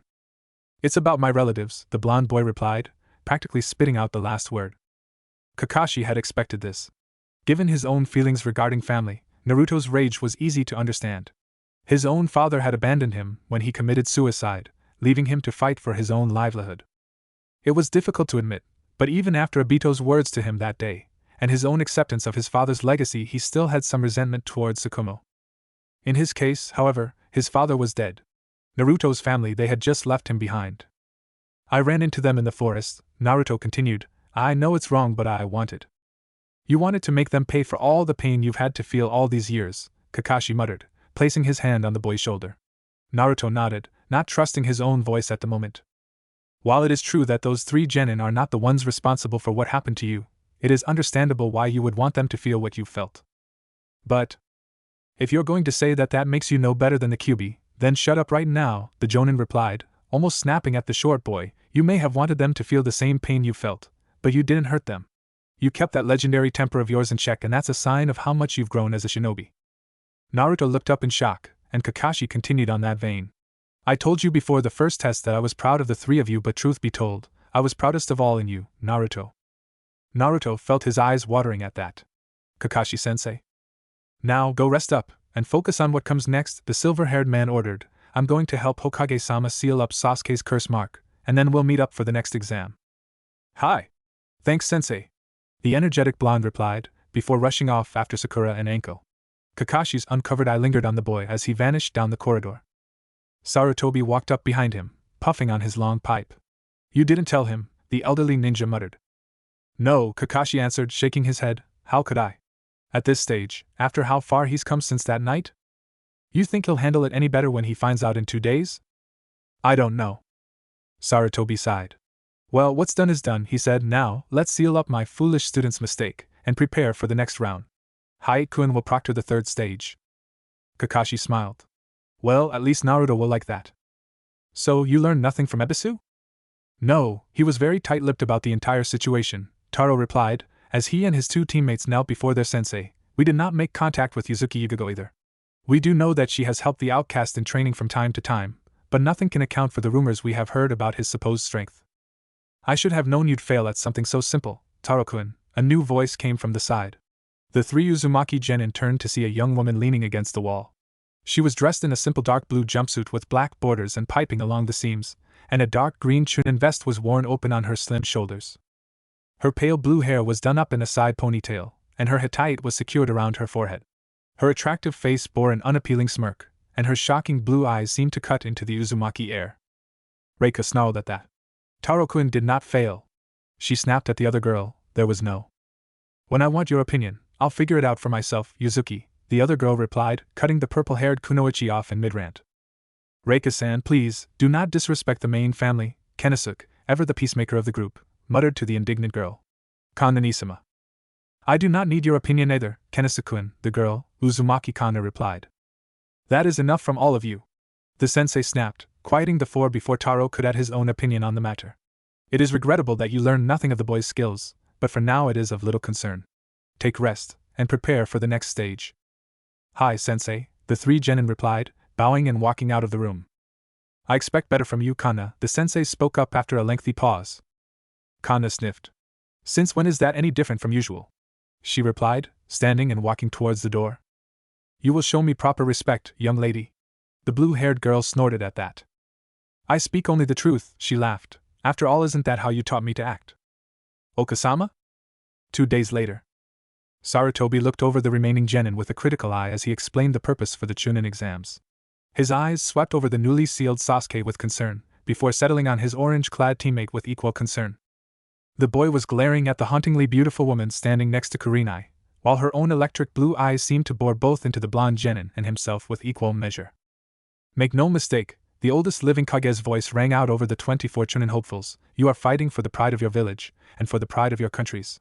That, more than anything else, is the real purpose of the Chunin exam. His eyes landed upon the team comprised of Naruto's relatives, and he was forced to repress the urge to scowl. He had nothing against the trio personally, but the way they stood there, full of unearned arrogance and swagger, when not 5 feet away was a member of their clan who had had to fight for everything he had ever had, it sickened him. How far has that clan fallen since you left us, Erasure? He wondered. Cough cough Ano, Hokage-sama? A new voice came, as a pale, haggard-looking ninja wearing the standard jounin attire as well as a katana strapped to his back, appeared in front of the group. Naruto's eyes widened, and his face, which had been set in a serious, at least for him, scowl, broke into a large grin. Hi, it's Senpai!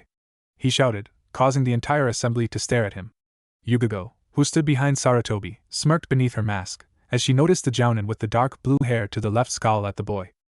Ah, cough Naruto-kun, the sickly jounin greeted the smiling youth. I had a feeling you'd make it this far. Naruto smiled even wider. Oh, I ain't stopping here, senpai. He replied, I'm going all the way. Databao. What a disgrace, Taro muttered, loud enough for all assembled to hear. Naruto simply leveled a glare at the Uzumaki heir, before turning back to the front. Ahem, Hade continued, clearing his throat. Now, cough before we begin. So it continued, as Kabuto, the strange white-haired kid from the first exam, dropped from the running, and the first match was decided. Akato Yoroi vs Uchiha Sasuke. The match was interesting, if a bit anticlimactic. Yoroi's chakra Kyuin no jutsu caught Sasuke by surprise for a few moments, but the raven-haired Uchiha quickly broke free. From there, it was a simple matter of whose taijutsu was superior, and with a borrowed Mio kick and Kaige Bio from Lee, Sasuke's sure Rindan quickly ended the fight. As Sasuke walked back up to his team, he took a moment to stop next to a shaking Lee. You still have me on taijutsu, Lee-san, he muttered. I know you were still holding back. I promise, when your match starts I won't use my Sharingan. That taijutsu is yours, I'll get stronger my own way. Guy and Kakashi both looked at the two young men with great pride, as Lee smiled and extended his hand. Yash, Sasuke-san, Lee replied, I truly look forward to facing you again someday, when neither of us has any reason to hold back. Such a match would surely demonstrate the power of our youth. Right, the Uchiha scion muttered, sweat drops forming on the back of his head. Naruto smirked as the dark-haired boy rejoined them. Nice fight, team, he crowed, but it seemed kinda cheap there at the end. You just make sure you give it your all as well, Dobe, he replied, besides you're one of the people I want to fight the most. Naruto's mouth clamped shut at that, and for a moment his eyes seemed to water. Sasuke had just given him what he had sought after more than anything else save the title of Hokage acknowledgement. Oh, I'll win all right. Databao. The blonde grinned, as the raven-haired boy smirked back. Boys, Sakura muttered, even as Kakashi shook his head. The groups turned to the screen, as the second match finally came up. Uzumaki Kensuke vs Sabaki no Kankuro. The sword-wielding youth calmly walked down to the arena, his mind already focusing on the task ahead. His face was set in a cold mask, and his blue-gray eyes were like flecks of steel. His opponent, the black-garbed Sunanin Kankuro, smirked as he looked at the sword strapped to Kensuke's side. Huh, he said, and here I thought this was supposed to be an exam for shinobi instead, I'm fighting some wannabe samurai. I'm almost insulted. Kensuke frowned. I am a shinobi, he replied, though I will admit, I am not all that skilled at ninjutsu and genjutsu.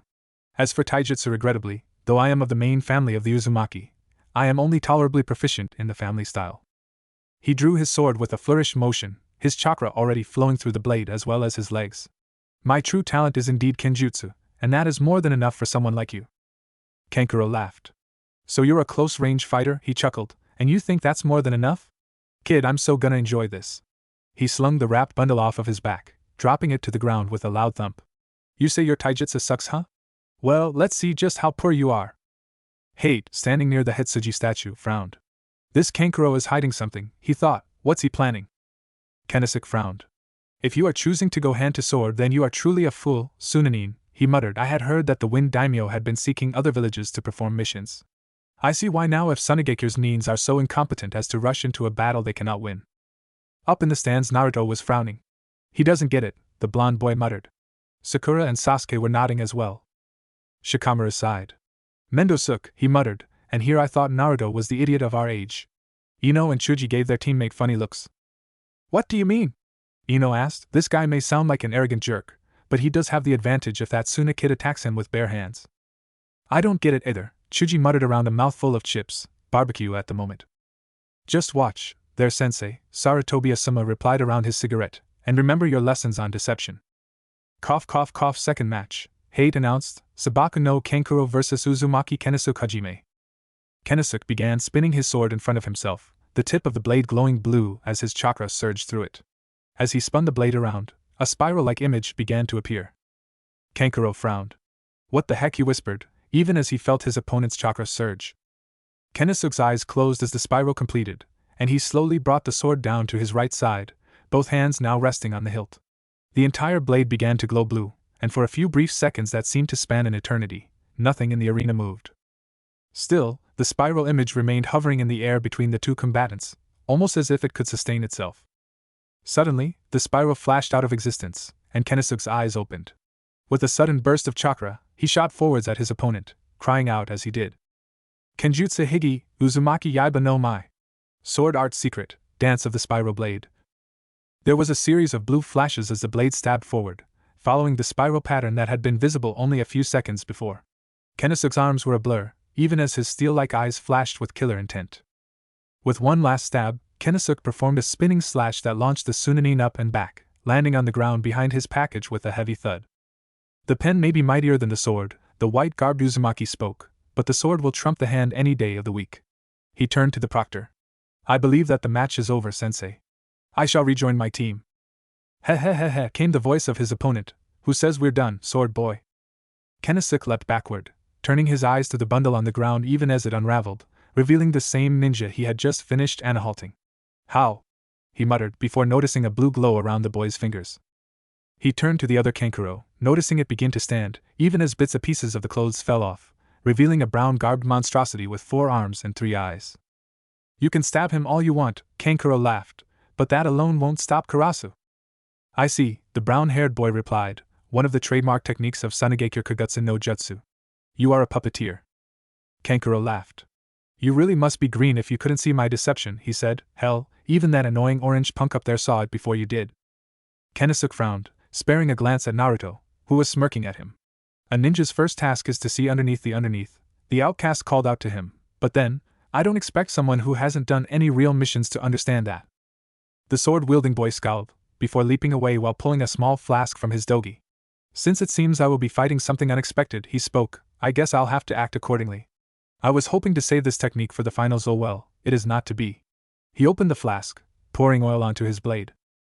He flashed through a quick 3-seal sequence, and then blew a small puff of flame at the blade. The oil ignited, and the flames surged. Kenjutsu, Uzumaki Kaji Ken no Mai. This time you will fall. Sword Art, Dance of the Spiral Fire Sword. Kankuro laughed. Flashy, and cool looking, I'll give you that, he shouted, even as he manipulated the chakra strings connected to Karasu, forcing the construct to move around, weapons shifting into position for assault. But the problem is that oil will only last for so long, and then the fire will die out. You won't have time to get through my defenses before it goes off, and even then, you still have to get to me. Kenisuke smirked. The fire will die out? He asked. Now, what makes you think that the fire will die out? As Kankuro's eyes widened, he laughed. Indeed. The oil and that small katan jutsu were simply catalysts to start the dance. Once the fire ignites, all it needs to keep going is chakra. Kankuro frowned. So that should mean you'd have to cancel the jutsu even faster, he muttered. Something like that must eat up chakra faster than a school of piranha eating a cow. The Uzumaki swordsman shook his head. That would be true if not for my sword, he replied. My sword is like a chakra storage battery. I've had it by my side since I could walk, slowly filling it with my chakra. Like certain seals, this sword can compress the chakra, building it up until I need to use it. All it takes then is a small jutsu of any elemental type to activate its powers. Kankuro's eyes widened at that. That's right, Sunanin. Kaji-ken is but one of several elemental dances I have, not that you'll see the others. You will fall here. Karasu! Kankuro shouted, the puppet surging forward, arms snapping out to launch a volley of kunai at the sword-wielding youth. Konosuke surged his chakra to his legs, leaping above the projectiles, spinning around to slash at the puppet, only for it to dance out of range. The battle had only just begun. Sakura glanced at the kunais now littering the ground. She saw some kind of black ichor dripping off of several of them, and she gasped. Those kunai, they're drenched in poison. She spoke, horrified at the thought. It makes sense, Kakashi explained. Kagutsu no Jutsu is a mid-range fighting style, but even with a sturdy puppet, it can be overcome rather easily. Most puppeteers add special weapons and poisons to their creations. More often than not, a puppeteer will have a knowledge of poisons rivaling that of a fully trained medical ninja. That Sunanin has been taking this match seriously since the very start. Hyuga Niji, the silent teammate of Rock Lee, spoke up. That Uzumaki boy underestimated him from the very beginning. Several feet away, Yuzuki Reika laughed. At the looks from the other people on their balcony, she spoke. Konosuke never underestimates anyone, she said. He deliberately makes people think he has. That Sunanin has no chance in this fight. How do you figure that? Tenten asked. Because Konosuke could have finished this without the Kaji-ken no Mai, Taro spoke up, not looking away from the fight. Even as his sensei stiffened behind him, Konosuke only uses his elemental dances when he wants to make a statement. So far all he stated is that he's an idiot, Naruto growled, also not looking away from the fight. He felt a pair of eyes boring into the back of his head, but he chose to ignore them, intent on watching the match. He's gonna lose. Databale. Kankuro frowned as he made Karasu dance away from the fiery sword yet again. I hate to admit it, but this kid is good, he thought as his puppet launched a volley of needles at the boy, only for him to whip his blade around and deflect the poison projectiles. I've already had to reveal so much of Karasu's workings to this crowd. I was hoping to save them for the plan, but I guess I'll have to use them now. Konosuke glared at the Sunanin, noting his fingers moving in a complicated pattern. He's gearing up for something big, he thought. I have to end this now. He began surging his chakra through his blade, increasing the heat and power of the flames around his sword. He began to spin in place, the flames circling around him as he concentrated on his plan. Now! Kankuro shouted, even as Karasu split in two, the legs and lower body separating from the top and arms as a second head emerged, its mouth opening and revealing a cannon-like interior mounting. The top half swung its arms forward, launching a new volley of poisoned kunai, even as Konosuke called out his technique. Kaji-ken Kuden, Ryumai. Fire sword second part, dragon dance. He finished his spin with a powerful double-handed forward slash, a surge of flame leaping from the blade, catching the kunais in its wake and hurling them away. The wall of fire caught the upper half of Karasu, knocking it away, even as the lower half launched a small sphere that exploded at the boy's feet, a cloud of gas flowing up and into his lungs. Poison gas bomb. As he slumped over. Kankuro leapt away from the flames, bringing the lower half of Karasu around to aim a blade at the stricken boy's throat. You got some skills, punk, the black-garbed boy chuckled, but for a skilled puppeteer, using two puppets at once is a piece of cake. Now yield. I have the antidote to that poison. Surrender and it's yours. I cough will not bow to cough such filth. Konosuke growled. Fine, Kankuro frowned. Seems like the spoiled samurai wannabe wants to die honorably. Well, I got a news flash for you, sword boy. He bent down, whispering into Konosuke's ear. We're ninja, we don't do honorable deaths. Hate interrupted them. Shousha, Sabaku no Kankuro, he said, before launching into his own coughing fit.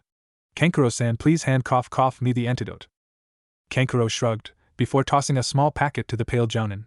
Steep it in some tea and have him drink it, he instructed. It'll taste like crap, but it'll purge the poison from his system.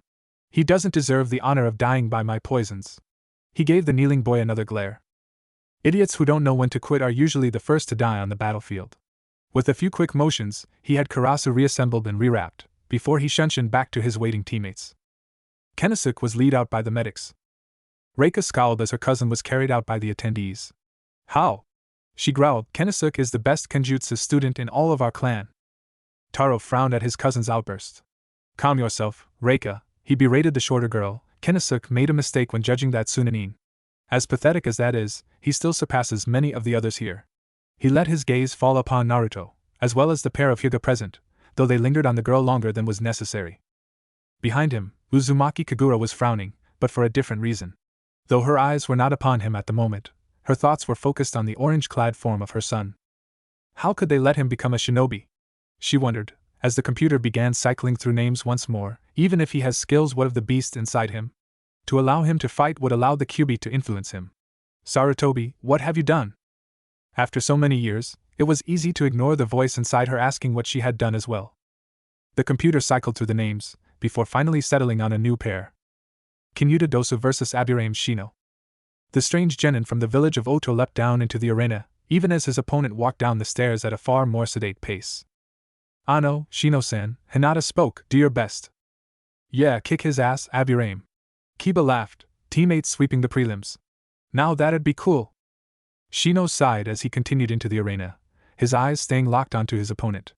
The bandage-wrapped Otonin was rubbing the strange device attached to his left arm. His family was already reacting to it, especially his queen, Sachiko. They didn't like the strange noises coming from it. Oto indeed, he thought, as the sickly proctor made the announcement. Cough cough cough, Aburaim Shino vs Sakin Dosu, Hate muttered, Hajime. Huh, so I get some no-name ninja instead of that Uzumaki punk, Dosu muttered, his hands coming together in the Hebe seal. I guess I'll just have to make this quick. Shino made no reply, even as his kikeichu began flowing in waves out of his jacket, surrounding him in a fog of black and moving legs. You would do best to not underestimate me, he replied quietly. Like so many things in the life of a ninja, there is more to me than meets the eye. Dosu's one visible eye widened at the sight of so many bugs. What the hell, what are you? He growled out. A shinobi, was the only reply. The trench coat wearing genin thrust his arms forward, the sea of insects hurling itself at the bandaged genin. Dosu leapt back, his hands flying through a quick seal sequence. Hibi Tora Saru Inu Hibi. Ninpu, Diokiyu Oto Ken. Ninja art, poison sound fist. His chakra surged, a visible distortion wave pushing through the air and impacting against the multi-legged army storming towards him. The swarm seemed to pause, then began scattering wildly about the room. Shino's eyes widened behind his glasses, even as he leapt away from his competitor who swung his fist in a wide arc that ended at the ground. That was sloppy, he thought. Why would W what? He vaguely noticed his peers gasping as he fell to the ground, his stomach emptying its meager contents. His vision blurred, even as he glared at Dosu, who had paused his assault. Just now feeling it, aren't you? The Otonin spoke, his voice ringing painfully in Shino's ears. Sound waves. They can disintegrate stone, heal wounds, or even disrupt the inner ear. He knelt down. Your insects are no exception. Confuse them with a burst of noise pollution, and it leaves you open. Shino focused his mind through the pain, and he began tapping his fingers in what looked like a random pattern. He forced himself to his feet, before motioning to his family to reassemble.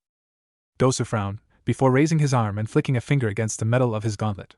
A sharp ringing sound echoed through the arena, causing several people to wince in pain, while Shino groaned as the full force of the sound wave impacted against him.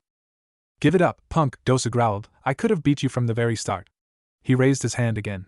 This time I'll use a tone that'll make it seem like you're being shredded by a saw. I shudder to think what that'll do to your bugs. You won't get the chance, Shino muttered, as the insects surged forward again, spinning around the surprised Nin in a miniature tornado. The buzzing of the insects seemed to grow louder and softer at random intervals, almost as if the Kikai were all talking at once. Dosu felt the bugs begin to crawl on his body, and he quickly flicked his fingers against the gauntlet in a 3-tap sequence, creating a set of tones that caused Akamaru, Kiba, and Naruto up in the stands to wince in agony, while the Oto Kunoichi-kin also winced. The Kikai seemed to take great offense at the strange tone, and large numbers of them circled around the strange device, covering the holes and biting into the skin underneath. Arg! Dosu screamed, as several of the poisonous Kikai bites began to burn. Even as he screamed, he could feel himself growing weaker. My chakra, he thought, even as he saw the Aburaim boy straighten up. You must feel it now, the quiet boy muttered, his voice penetrating the swarm's buzzing. My Kikai feed off of chakra. While they block your weapon, they also leech the chakra from you, leaving you open. How Dosu whimpered, as the bugs continued to drain his strength. When I was tapping my fingers, the Sunblast boy replied, insects do communicate through sound, but that isn't the only way. Bees, for example, can communicate information to their colonies by dancing in a particular pattern. My Kikai can do the same, and I can talk to them by simulating the dance by the rhythms of my fingers. They feel me tapping in a unique pattern, and they know what to do. Shino smirked behind his jacket as Dosu fell to the ground, his family returning to him. He briefly noted that Akane, one of Sachiko's more temperamental daughters, was not happy with the taste of the chakra she just consumed. He spared a glance at the prone form of his opponent. You couldn't beat me, he said, because you underestimated me. Shosha, Aburaim Shino, Hate muttered. This batch of rookies, just how strong are they? He wondered. Wow, now that was so cool. Naruto grinned, turning to Kiba. Man, that Shino guy is strong, huh Kiba? Kiba smirked at the loud mouth. Oh yeah, he replied, I'm glad I didn't have to fight him. Shino's got the best chance of our team at making chunin, but I'm still gonna beat him to it. Ha! I'll beat you both to it, dog breath. The orange-clad boy laughed. Wha do you say, punk? The Inuzuka boy growled, the pair going off into an insult match. Ano, Kiba-san, Naruto-kun, Hinata muttered, please don't fight.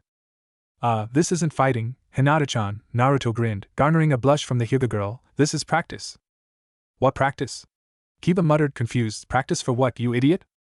Practice for me humiliating you like I always do. Naruto grinned, earning several chuckles from the assembled genin.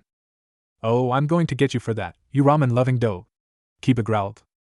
Naruto laughed, even as Hinata blushed at being so close to the boy she admired. Kurenai smirked at her wild genin's boast, even as Hinata blushed. She noticed the gaze Hinata directed towards Naruto. Oh dear, she thought, so that's why you always seem so distracted during our missions. She smiled. Good for you, Hinata.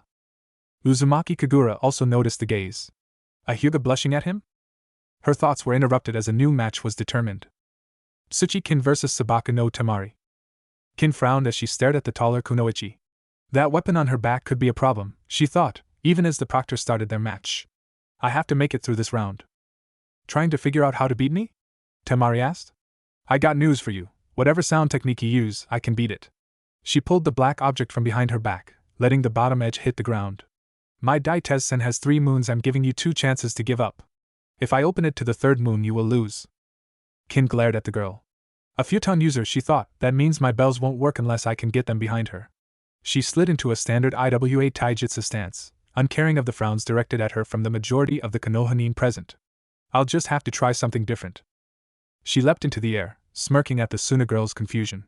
Her hands began to blur through a sequence. Hibi inu saru torai ryu hitsuji hibi. Doton, Jishin ken. Earth release, earthquake fist, she cried, slamming her palm to the ground, a sudden surge of chakra leaving her body, a break appearing in the floor as the ground began to shake. Tamari leapt into the air, even as Kin whipped out a set of her saban, hurling them at the blonde girl. The blonde frowned, whipping her fan open to the 1st moon and scattering the needles, causing a faint ringing sound to be heard. Her eyes darting to the source of the sound, locating several needles with bells attached. So, that's her game, she thought. Kin began another seal sequence as the Suna girl landed. Ending with the Torai seal, she called out a new jutsu. Doton, Retsuda Tensho. Earth release, split earth turn around the palm. A bunch of debris from the floor rose up and began circling around her opponent, even as she readied another set of saban with bells. She flung them at the wall behind Tamari, as the Suna girl called out her own technique. Futon, Kazaidachi Enkiai. Wind release, wind side circle, the debris seemed to break apart into slices, the dust blowing away to reveal Tamari's fan open to the 2nd moon. I'm on to you now, girl. She shouted, swinging the fan to unleash a gust of wind at the Odo girl. Kin cried out as the winds hurled her into the opposite wall, her body screaming in agony. She was sure at least a few ribs had cracked under the force of impact, and her legs seemed to cry out in pain as well. Tamari frowned as the dark-haired girl stood up. What are you standing for? She called out, you know I won't let you use those bells like that Dosagai used that arm of his. You can toss all the saban you want, and you won't be able to hit me. You only have one more chance, then all 3 moons will be visible. I have to face that Uzumaki, Kin groaned, he has to pay for my sister. What? Tamari asked. I'm from Tsuchi no Kuni, the dark-tressed girl continued, my sister was an Iwa Kunoichi. Naruto frowned. I don't like the sound of this, he wondered. She was raped and mutilated by the Uzumaki clan. The girl screeched, I was 4 when she died. She took a few steadying breaths, before glaring at the Suna girl. I will make that clan pay. She glanced up at Naruto, and was surprised to see a strange look in his eyes. Compassion and understanding? I can't say I know your pain, Tamari replied. I don't have a sister, but I do care for my brothers. Her eyes darted to Gaara, who continued to glower at the floor underneath him. I can tell you want justice, but you won't get it today. She calmly slipped the fan open again, this time showing all 3 moons. Still, you are pretty good. I don't think I'd have gotten as good a fight from the other Kunoichi here. Kin focused her chakra, trying to attach some strings to the bells, even as Tamari swung the fan. Futon Kamitachi. The winds buffeted against the prone girl, her mind succumbing to the sweet darkness. So that's why she wanted to fight Taro and the others so badly, Naruto thought. Her pain, she misses her family. He frowned as he spared a glance at the blue-haired Jonin standing behind Taro and Reika. I guess I can understand that loneliness. The computer began cycling through names again, and Naruto's eyes widened at the next match. Yuzuki Reika vs. Uzumaki Naruto. End Chapter 3. Chapter 4. Emotional Maelstrom. Hinata stared at the screen, then looked over to the person she admired the most. She managed to hold back the gasp that threatened to escape her lips as she looked into the brilliant blue eyes that defined Naruto so much. She recalled one of the few lessons that her mother, Shikuko, had managed to pass on to her before succumbing to the illness that had taken hold of her after the birth of Hanabi. She had said that no matter how well trained a shinobi was, their eyes would always tell the true story. Naruto-kun, she thought, as the blue eyes she had come to adore clouded over with rage and pain. What did they do to you? Why does it hurt you so much? The blonde genin started making his way down to the fighting area, even as his opponent started to chuckle. Well, what fortuitous circumstance is this? The purple-haired kunoichi called Reika laughed. I'm so sorry, Taro-kun. She turned her brown eyes to the dark-haired Uzumaki. I know you wanted to be the one to beat the outcast down, but I guess you'll just have to do with watching it happen. Taro grunted. Feel free, Reika, he replied, I just want a good show. I'm sure we all do. He turned to look at the woman standing behind him. Nay, Kagura-sensei? Hinata turned to the blue-haired woman, frowning at the lack of emotion on her face. Why would she? The blue-haired beauty spoke only a few words, but they washed over the assembled genin like a frozen wave, the lack of emotion causing even the stoic Niji to raise an eyebrow. Win your match, Reika, she intoned, do not disappoint us. Reika frowned. Hi, Kagura-sensei, she replied, forming the Hitsuji seal and shunchuing down into the arena. Kakashi and Asuma had turned to the blue-haired woman, their eyes hard as she returned their glare. Are you planning on berating me, Kakashi-kun, Asuma-kun? The Uzumaki matron asked. I followed the wishes of the clan. Nothing more. Kakashi's voice was as cold as ice as he responded. I think he'd be ashamed of you, the silver-haired jounin replied. He told me Obito's words were something to take to heart. I would have thought you, as his wife, would have honored his wishes above even the clan. Asuma took a puff off the cigarette in his mouth. I think I'm ashamed of you myself, sensei, he added, causing his own students to stare up at him in shock. I'd always thought you were better than that. Kagura frowned, then turned to watch the events in the arena, closing herself off from the glares of her late husband's student and her own former pupil. The match was about to begin. Naruto stared at the purple-haired girl before him, his mind focused solely on her as Hate announced the match. Fifth match, Uzumaki Naruto vs. Yuzuki Reika, he muttered, coughing slightly, Hajime. Reika smirked as she back-flipped away from the blonde boy, putting some distance between herself and the scowling boy. You know, she said, we've heard of your so-called exploits even in Hinokakujin, outcast. She frowned when Naruto showed no reaction to her words. We even heard about that mission your team took to Nami no Kuni C rank to A rank, and successfully completed to boot. She smirked. Of course, given that your team had the famous Sharingan no Kakashi, and you have the last of the Uchiha, well, I can certainly see who did all the work. Naruto frowned. Are you gonna fight, or try and talk me to death? He asked. I don't care what insults you throw at me after almost 9 years, I'm numb to it. Reika frowned, before sliding into a strange taijutsu stance. Her hands were brought in front of her body, one fist closed and near her face, while the other was set like a claw, away from her chest. She turned slightly to the side, keeping her eyes on the blonde before her. Uzumaki Kuran Taijutsu, Hyogi. Uzumaki Clan Taijutsu, Open Skill. Her opponent frowned, before shifting into his own taijutsu stance, one that left the Yuzuki girl gaping in surprise. He brought his hands together before him, raising them up to chin level, turning his body slightly and widening his stance.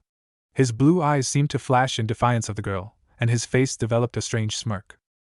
Impossible, was the only thought Reika could contemplate. That stance. Taro was growling up on the gangway. The other rookies glanced at him as he seethed in rage. How dare he use that style? He has no right. Kakashi chuckled. Actually, since it was taught to him by your clan, he stated, causing the dark-haired boy to scowl, he has every right to use the Agi Ryu. Shadow skill? Asuma spared a glance at Kagura, noting that her eyes had changed. Before, they were just solid chips of ice when staring at the blonde boy she had abandoned. Now, however, there was emotion in those orbs, shock being the most prevalent of all. Reika snarled as she began to circle Naruto, her eyes instinctively seeking out his feet. I've sparred against Taro-kun and Kananisama, she thought. I may not know the style, but I do know how to fight it. If I keep my eyes on his footwork, I can easily counter his moves. If you're not going to start, then I will. Naruto shouted, his hands flying through a seal sequence, ending on the Ryu seal. Futon Atsugai. Wind release, great pressure. Reika leapt to the side, barely avoiding the gust of wind, her hands flying through her own seal sequence, ending on Torai. Sutin, Tepidama! Water release, water bullet!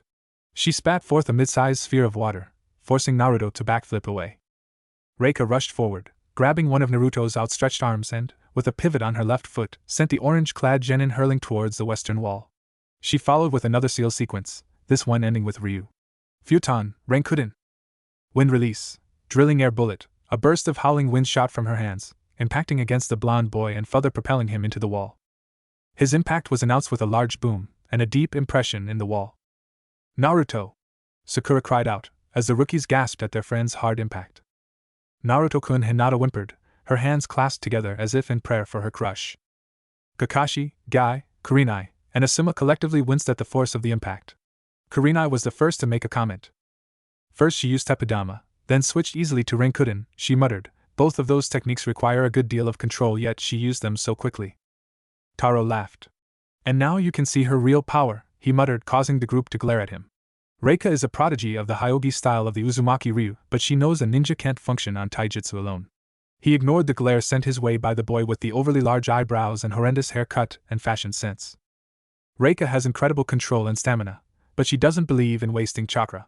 Sure, she can use powerful techniques like Suryuden and others, but why use something like that when a properly applied Tepidama will do the same job? Kakashi frowned beneath his mask. So, she uses jutsu like Hausenka and Renkuden, he asked. It's what earned Reika her nickname in the clan, and in the capital city, the Uzumaki heir answered. Reika no Dangon. Reika of the bullet. Reika panted as the dust settled from the force of Naruto's impact. She could almost feel her chakra coils groaning in protest to her constant use of multiple elemental ninjutsu. Damn, I went overboard with that, she thought as the debris settled, beginning to reveal the cracks on the wall from her cousin's collision. To think I used up so much chakra on the likes nanny. She screeched, as her thoughts were echoed by the people above. The dust had finally settled, revealing not one, but 5 Narutos standing there, a quickly fading plume of white smoke behind the center one. That one wore the same cocksure grin that had made him famous among the rookie 9 as a total and complete fool. Now most of them were starting to wonder about that. Clever, Kakashi muttered, his one visible eye curved into the upside-down U that signified him smiling, quick thinking on the fly. Well, that's to be expected from the #1 prankster in our village. Sakura was a bit more vocal in her praise of the blonde. Yeah. Go Naruto. That's the way to do it.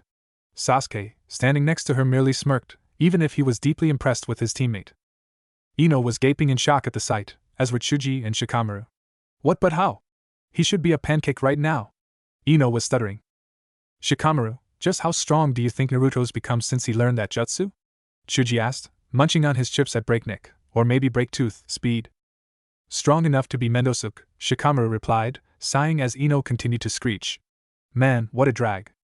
Kiba was laughing at the scene, while Shino kept his usual stoic facade. Kurenai was smirking, but more at her third charge than at the events below. Hinata's face was bright red, as was par for the course when dealing with the blonde loudmouth. Her fingers constantly pressed together, and she was smiling as the boy dusted himself off with the help of his copies. Naruto-kun Ganbat, she whispered, wishing desperately to have the strength to be as loud as Sakura or Ino. Niji was intrigued, but hardly impressed, while Tenten and Lee cheered the blonde on and their sensei crowed about the power of youth. I need coffee, he thought, coffee and aspirin. In large quantities. The Tsunagenin stared at the fight with impassive expressions, even as the one called Gaara felt a surge of something that for once he couldn't understand. Taro was gaping, his face giving him a comical expression that the other Jounin senseis found hilarious. Kagura was staring at the scene in both shock and something else she couldn't explain. So, the rumors were true, she thought. He has learned the Kagebunshin and he uses it well. She let her eyes seek out the blonde's face, and instinctively she focused on his eyes. Crystal blue, just like her own. She quashed such thoughts as quickly as they began to surface. She had chosen to follow the clan, and that was what she would do. And the ice that had encased her heart grew just a touch more. Naruto grinned at Reika's shock. Man, you gotta love Kagebunshin no Jutsu, he called over to her, shaking her from her stupor. Makes for a great impact cushion. He rolled his aching shoulders. Still hurt like a bitch though, I gotta give you that. You are pretty good. Reika scowled. I don't need praise from an outcast like you. She spat, causing the blonde to narrow his eyes. I wasn't praising you, he replied, settling back into the first stance of the Agi style. I was just stating a fact. Still, I was trying to be nice, out of respect for Yugo Nichin. If you don't want that. I don't. Reika shouted, rushing towards him with a surge of chakra to her legs, enhancing her speed. She leapt up, trying to come down on him with a vicious axe kick, only to be intercepted in midair with a powerful knee to her stomach. She howled as the air was forced from her body, stars filling her vision as the blonde continued his assault with a midair twist and a powerful kick that caught her chin. The blows sent her flying backwards, where two of his clones were waiting. She focused through the pain, twisting to land on her feet only to have them taken out from under her as one clone dropped into a sweep while the other performed a roundhouse kick that caught her across her chest. "Worf!" she cried out as she hit the ground. Naruto dispelled his clones, then surged his chakra so he could leap up. He flipped over, so his feet could anchor to the ceiling. He took his stance, and waited for the next go-round. Kakashi nodded as he watched the blonde's moves. Rough, unrefined, and with a lot of wasted motion, he said, causing the rookies to stare at him, as expected since he never received proper training in the Agi branch of the Uzumaki Ryu. He's basically created his own variation of it to compensate. Guy nodded, remembering a time he had sparred against a member of the Uzumaki main house. Indeed, he muttered, you saw how the girl was trying to focus on Naruto's feet. She was hoping to spot the footwork the Agi style is famed for. Footwork? Kiba asked, what's that about? It is nothing you need concern yourself with, Inuzuka-san, the blue-haired lady answered before the other jounin could explain. It is a clan secret. Mendosuk, Shikamaru muttered. Naruto frowned as he focused his chakra into his foot, his hips and legs tensing for the move he was about to attempt. If I get this wrong, my leg'll be shattered for sure, he thought, but I need to do this. I have to show them. Down on the floor, Reika was struggling to stand. Her breath was ragged, and her vision was blurry from the heavy blows and lack of oxygen. Still, to her credit, she fought through the pain, and turned her eyes up to spy the boy standing on the ceiling above. When she saw his stance, she froze. No way, she whispered, that stance.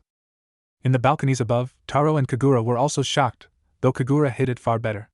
There's no way.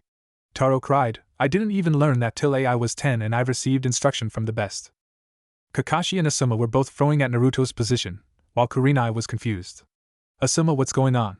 She asked, what are they so concerned about?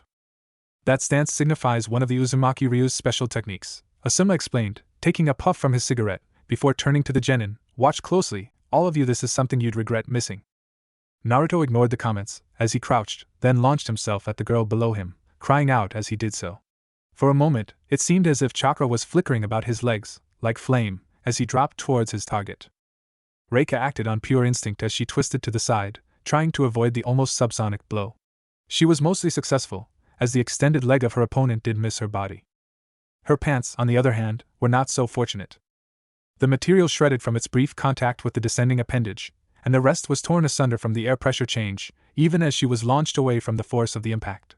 She spun through the air, and landed hard on her side, exposing her bright red thong, shapely legs, and a curious blue spiral tattoo on her left cheek. Kiba, Chuji, and Kankuro all flew back from the sudden explosive nosebleeds caused by this event, while the remaining boys save Taro merely turned away, to avoid the wrath of their kunoichi teammates. Taro was glowering. She's embarrassing us, he growled. When the dust cleared this time, it was clear that Naruto was going to be limping for a while. He was favoring his left leg, as he made his way to the prone girl. He stared for a few moments, as she forced herself back to her feet. Give up, he said, forcing her to gape in surprise. You can't beat me, and I don't want to hurt you. Besides, your clothes may not survive another round. Reika finally noticed her wardrobe malfunction, and glowered at the blonde. What, you don't want to embarrass me anymore? She growled. You embarrass the clan every day you live. Naruto's eyes widened at that, even as he growled. He shot forward, burying his right foot in her stomach again, forcing her to cough up some blood this time. He followed through with a twisting spin kick that caught her in the chest, and hurled her towards the eastern wall. She cried out as she impacted hard against it, slumping down as her body gave out to the pain. Her eyes, tearing up from the agony, widened as the orange-clad boy stalked towards her. She closed her eyes, cringing as a breath of wind rushed over her. For several long moments, it seemed like nothing was going to happen, so she risked a peek, opening her eyes. She was shocked at what she saw. A new figure was standing between her and the outcast, acting almost like a shield between her and him. She recognized the blue hair, and the familiar dark blue outfit, and she almost sobbed in relief. Naruto's eyes were hard, almost like diamond, as he stared at the new kunoichi before him. His fists tightened so much that the nails dug into his palms, drawing a thin trickle of blood. Blue eyes, just like his own, stared back into his, and a voice he only barely recognized spoke. That's enough, Ototo, the girl said. Stop. Ototo? The genin in the stands all gasped. Uzumaki Kana, Naruto whispered, his voice coarse and heavy with emotion. His glare didn't let up as he stared at the taller girl. I guess I shouldn't be surprised. It's been a long time, she muttered, trying to get a feel for what the obviously angry boy would do. Naruto shrugged. I wouldn't know, he replied. I've lived without a family for most of my life, so I don't really have a comparison. He turned to Hate. Hate-senpai, this counts as interference, right? The sickly jounin nodded. Yuzuki Reika is cough disqualified, he muttered, Shousha, cough Uzumaki Naruto. Naruto nodded, then unzipped his jacket before tossing it to the half-naked girl behind Kana. Both girls stared at him in shock, and he shrugged. I like looking at girls just like any other guy, he explained, but only if the girl wants me to look at her. I ruined her pants, so I'll make up for it. He looked at Reika, who was staring at him in shock and a small part of gratitude. Go ahead and keep the jacket. I'm sure I can find another. With that, he walked back up the stairs. Kana watched him go, before helping the shocked Reika to her feet, and leading her from the arena. And the computer began to cycle names once more. Sarutobi made a motion with his hand, signaling Anko to pause the selection process for the next round. The screen shut down, and the elderly Kage took a puff on his pipe. I think we could all do with a short break, he announced to the confused participants. The next round will commence in 20 minutes. Use this short break well. He turned and walked out a side door, Anko and Hate following behind him. Naruto winced as his leg gave a spasm, reminding him of the damage he had just inflicted upon himself when he botched the sword's skill. He pulled up the leg of his track suit, frowning at the swelling around his ankle, as well as the ugly-looking bruise that was starting to form. Kakashi noticed the sight, and frowned. It seems that even the recuperative powers of the Kyuubi have limits, he thought. Still, if it were any other genin, I'm certain that his leg would have shattered completely from that move. Standing off to the side and watching as well, Kagura also frowned as she watched her son gingerly rub his wounded leg. While a small part of her was concerned over how the injury was affecting the boy, the part of her that had followed the clan for so long, the part that left him behind, was more concerned with how he had learned a move on his own, no less, that most main house members couldn't learn without extensive help. Yugo would not have been able to teach him that, she thought. She would not have been privy to the Agi techniques as in Yuzuki. Ebisu said that he never interacted with the boy until earlier this year. Where did you learn that move? She frowned again, as she saw the small Hyuga girl walk up to him, holding a small container in her hand. What is this? Konosuke stared at the wall of the infirmary, his mind replaying his last match over and over again. That Tsunanin was right, he thought, as he recalled his own words towards the end. I was foolish, I will not advance with this exam. The door room opened, and his eyes widened as Kana led Reika into the room, the latter wearing the outcast's hideous orange jacket around her waist. The garment fell to just above her knees, leaving the rest of her legs bare. What happened? He asked, his voice weakened from the horrible cure the puppeteer had provided. I fought him, Reika whispered, even as Kana sat her down in a chair. It was. Reika-chan lost, Konosuke-kun, Kana interrupted, stopping the shaken girl's stuttering. My brother will advance to the finals. Konosuke could hardly believe his ears. Reika-san lost? He parroted, but how? How could the outcast defeat her? Not even Taro-san can match Reika in taijutsu. The blue-haired girl merely shook her head. He's been practicing since we left him here, she replied. He performed Agi Ryu, sword. Konosuke actually gaped at that. How could Ebisu-san have? No, Kana interrupted. Ebisu was never able to master sword, let alone rapier or even boomerang. No, Naruto, given the roughness of his technique and footwork, it's safe to say that he came up with the technique himself. Reika was mumbling something, causing the two to stare at her. Holding he could why? She kept muttering. What's wrong with her? The sword prodigy asked. Kana sighed, her blue eyes seeming to darken in thought. I think she realizes that my brother was holding back, she replied. At the white-haired boy's look, she clarified, you've heard the reports of him outwitting ANBU and elite jounins before. If he can do that, even when he's only doing it as part of a joke, what do you think he can do when he's serious? The Kenjutsu specialist nodded, bowing his head. He could have killed her. The pair turned to look at the shaken girl, who now had 2 tracks of tears running down her cheeks. Stay with her, Konosuke, the blue-haired chunin ordered. I'll head back to the room and get her a new pair of pants. With that, she stepped out. Konosuke frowned as he watched his cousin's tears flow. What does this mean for us now? He wondered. Reika's tears continued to fall. Ano Naruto-kun? The blue-haired Hyuga heiress spoke, causing the blonde to look up. Hey, Hinata, he grunted, wincing at the spike of pain caused by his sudden shift. What's up? Ano, I want you to have this. She mumbled in a rush, thrusting the small brown container towards the kneeling boy. Huh? He muttered intelligently. What's that, Hinata? It's a medicinal cream, Kurenai replied. Hinata's very talented at making her own medicines, Naruto. More than once her salves have really helped our team out. Really? He replied, picking up the container tentatively. It's that good, huh? Hell yeah it is, you dope, Kiba replied. Me and Akamare get some nasty cuts and scrapes all the time when training. Hinata's stuff is like a dream. Kurenai-sensei Keikibaku, the pale-eyed girl, mumbled, embarrassed by the high praise. Wow! Naruto muttered, opening the lid. He took a brief sniff of the cream contained inside. Cool, it smells like mint. I like mint. If it were possible, Hinata would have blushed even harder. After all, mint was her favorite type of body wash as well. Naruto applied the cool medicine to his aching ankle, hissing a little at the sudden cold, but sighing happily as it started to soothe the bruised tissues and relieve the pain. Sakura, Hinata, and the other genin watched as the swelling began to visibly go down, and the 5 Jounin senseis also watched, with more concern in Kagura's case than she would be willing to admit. Wow! Naruto shouted, this stuff is awesome. It works so fast. He looked at the blushing Hyuga girl. Hinata, you're amazing. This stuff rocks. The poor girl almost swooned at the compliment, even as the other genin watched in surprise at how fast Naruto's injury seemed to heal. It's too bad Hinata can't really take all the credit for that, Kakashi thought, as Naruto offered some of the cream to Sakura, Sasuke, and the others while extolling Hinata's virtues as an apothecary. While her cream certainly does help, it's mostly the influence of the Kyuubi. Though, come to think of it, Arashi-sensei also healed pretty fast too. The silver-haired man's thoughts were interrupted when the Hokage re-entered the arena, Anko and Hate at his heels. The sickly Jounin made a motion towards the screen, and the next round was decided. Taro found the next few matches to be boring in his opinion. It had started with a catfight between the pink-haired girl on the Outcast team and the blonde-haired banshee near him. He had to force himself not to laugh as he watched their skills down being displayed, or rather, their lack of skills. In the end, it came down to the Outcast shouting encouragement to his teammate, a botched Shintensen from the Yamanaka girl, and a double haymaker knockout that ended the fight in a draw. The whole thing took nearly 20 minutes, and the dark-haired Uzumaki heir considered them the biggest waste of his life, ever. The next fight featured the rotund boy from the Yamanaka's team, Akamichi something, and the girl in the pink tang from the male Hyuga's team. It ended rather amusingly, as the round boy used his meat-tank technique to deflect many of the girl's thrown weapons, only to wind up pinned to the wall after he was forced to release the jutsu by the girl's use of chakra strings. The girl, Tenten, advanced to the next round. If the second match was amusing, the fourth was simply horrifying.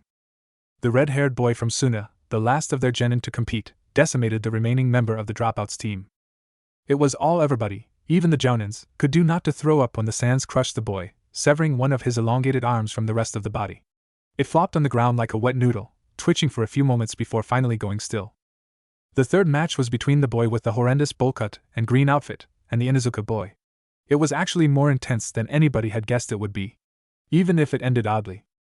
In the beginning, it seemed as if the bowl cut would thoroughly own the Inuzuka, as his taijutsu was far above the wild genin's own style. Even the boy's use of the Shikaki no Jutsu, for legs technique, couldn't seem to even the odds. When the boy had tossed the puppy a Hyrigan, soldier pill, things became interesting. A quick Jujin Bunshin, Manbi's clone, and it fast became a 2-on-1 match.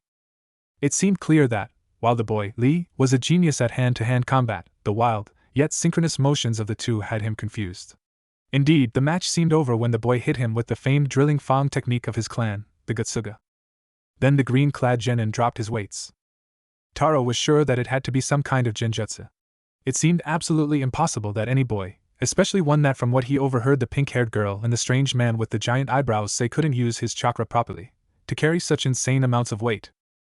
The match seemed over, yet again, when the boy hit the Inuzuka with the Omote wrench technique, even if it was obvious that he was holding back on the force of the blow. Indeed, it seemed done, but the green-clad boy made one mistake. He forgot about the dog. A blow from behind by the hinged canine partner knocked the boy for a loop, his limbs flailing as he tumbled to the ground. The dog was caught on the side of its head by a flailing arm, also rendering it unconscious. Yet another draw. That was different, the boy's Hyuga teammate muttered, getting nods all around. Their sensei, a man with even more obscene eyebrows, was sniffling at the unfairness of it all. Oh, my precious student! How cruel to your power of youth! We'll just have to double your training again, he cried, a setting sunset appearing behind him. Taro would have been impressed with the genjutsu if he wasn't so disturbed by the eyebrows. After the horror of the Sunanin's match, and the sheer action and suspense of the Inuzuka/Bolka match, it was almost a relief to see some humor in the match featuring the remaining Otonin and the Nara boy from the Yamanaka team. Taro had to give the Nara credit. Having the guy knock himself out by bending over backwards into a wall was genius. He's someone to watch, Taro thought as the machine began to cycle through names again. He used his head and planned his move perfectly. That boy is more than he lets on. Taro, Kagura spoke, interrupting his thoughts. Yes, sensei? He asked. When she pointed towards the screen, and he saw the names displayed, he grinned. Uzumaki Taro vs. Hyuga Hinata. Hinata stared at the screen with some slight apprehension. She wasn't nervous about fighting the Uzumaki boy. Given his behavior towards Naruto-kun, as well as his apparent disdain towards the rest of the genin present, she was actually looking forward to putting the jerk in his place. What she was nervous about was how Naruto would take it. It was no secret to the rookies that Naruto wanted to become Hokage. Indeed, if there was a person in the village who didn't know about the blonde boy's dream, they were likely a visitor or deaf. What was a secret, to others at least, was Naruto's other dream. It was one she discovered several years ago. One that became part of the reason she admired him so much. He dreamed of family.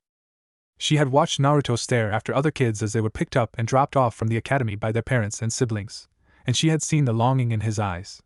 The pain and loneliness, it echoed her own in a way. She knew her father loved her, even if he seemed to not care. The Hyuga clan was very family-oriented. It was impossible not to love each and every member, be they main house or branch house. Even Niji, with his resentment towards the main family, loved her and Hanabi. When she had learned of Naruto's abandonment by his own clan, she had nearly gone into a rage herself.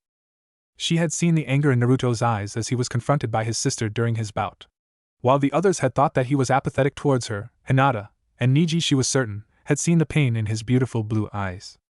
He wanted his sister back. She began to make her way towards the stairs leading into the arena, when Naruto spoke up, jarring her from her thoughts. Hinata-chan, he spoke, causing her heart to leap just a bit with the chan suffix. Don't hold back on him. Indeed, Hinata-sama, Niji spoke up, shocking her. The Uzumaki clan and the Hyuga clan have had some bad blood between them for several generations. He will not hesitate to genuinely harm you. Do not give him that chance. Niji-nisan, she whispered. I know my destiny, he continued. I also know yours, Lady Hinata. You may lose this fight, but I know you will still give a good showing. I can sense you have improved now. Show us all how much. Naruto smiled. Kick his ass, Databeo. Hinata firmed up her resolve, and smiled at her longtime crush. For Naruto-kun, I will be strong. She thought, I will show his clan that they were fools for leaving him alone. She descended into the arena. Eighth match, cough cough, Hei muttered, as the two genin faced off in the ring. Hyuga Hinata cough versus Uzumaki cough cough cough. Taro Hajime. I don't know what's worse, Taro spoke, glaring at the girl, the fact the outcast is advancing or that he has a fangirl like you. Nanny? Hinata gasped, glaring at the boy. It's bad enough he embarrasses the clan by living, he replied, but that he has the attentions of a Hyuga? It's mind-boggling. He set his left leg back, and raised his arms up into the traditional Agi stance. I guess I'll just have to educate you on the facts of life, girl. Hinata frowned, before sliding into the first form stance of the Juken Taijutsu style her family was famed for. You abandoned him, leaving him to suffer, she whispered, though her voice carried throughout the arena. His pain, I have seen it many times, yet he never gives up. He takes on every challenge, and though he stumbles and falls a lot, he always gets back up. Her Kekai Genkai, the Byakugan, activated for the first time with her own willpower, rather than the traditional seal sequence she was accustomed to using. You will lose here, Uzumaki Taro. Taro grunted. If that's the way you want it, he sighed, before hurling his leg forward, an arc of chakra surging from his outstretched foot, shooting towards the shocked girl. He cried out a word as the chakra surged forward. Rapier! Hinata spun on the balls of her feet, just barely avoiding the deadly surge of energy. It snagged a portion of her jacket, tearing it away to reveal the black shirt she wore underneath. If I have to beat you by tearing you apart piece by piece, so be it, Taro shouted, running towards the girl. He began shifting from right to left in a seemingly random pattern, and suddenly he was within Hinata's guard, catching her with a vicious front thrust kick that flashed with chakra as well. Blade! He cried as the girl was hurled backwards with a cry. Arg! She screamed as she landed, sliding back a few feet. She spat some blood from her mouth, turning her gaze to the smirking genin. You can't hit what you can't follow, can you, Hyuga? He mocked, the all-powerful Byakugan, one of the two prized dijutsu of Konohagakure. I'd always wanted to fight someone with those eyes. Now, here we are and I find myself disappointed. He frowned at her. I take it back. You are perfect for the outcast, a weakling for a walking shame. It's a match made by the gods. Hinata forced herself to her feet, even as she wondered about how to combat Taro's techniques. Hinata-chan! Came the voice of her crush. Both combatants turned to see Naruto glaring at the dark-haired boy. You are not weak. Only a real weakling needs to insult his opponents.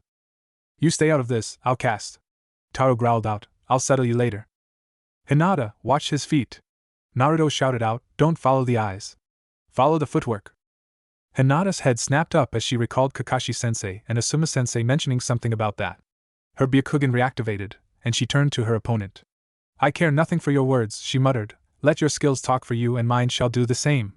The last part came out almost like a snarl. Taro frowned. Fine then, this next technique will finish you off, he muttered, before locking forward in the same zigzag motion as before. This time, just before he got inside the Hyuga Heiress's guard, he leapt, twisting his body sideways and hooking his left foot behind her neck. Hinata surged into motion with a quick strike to his leg using Jukin to disable the chakra flow, and another display of her flexibility with a sideways bend, avoiding the scissoring kick that would have likely decapitated her. With Taro off balance, she struck quickly, disabling his right arm with a two-fingered Jukin strike to area just above his elbow. While she couldn't see the Tenketsu like her father could, the pressure point charts she studied constantly at home did give her a reference point, and she wanted to use all of that knowledge right now. Arf! Taro screamed, as his arm felt like it was enveloped in fire. He laughed his right hand forward, instinctively rotating his chakra in a particular fashion as he cried out a name. Heiken! A shift in the air pressure between the two blew them apart from each other, further shredding Hinata's jacket, as well as part of her shirt. The ruined jacket fell to the floor, leaving Hinata clad in her black capris and black shirt, which was now torn just below her breasts. Sakura and Ino grumbled slightly, making noises about being ill-equipped, much to Naruto's confusion. Taro forced himself to his feet, glaring at the girl, who tried to cover herself. Okay, he grinned, I see you do have some skill. He took a moment to leer at the girl. Obviously the true Vyuga clan Kekai Genkai is in full force with you. Nice chakra reserves. Hinata frowned at his innuendos. She had always been shy about her body, even her own sister had never seen her unclothed. It was a privilege she wanted only one person to have.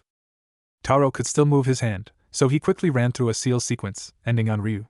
Let's see how you handle this, he shouted. Futon, Furia no Jutsu.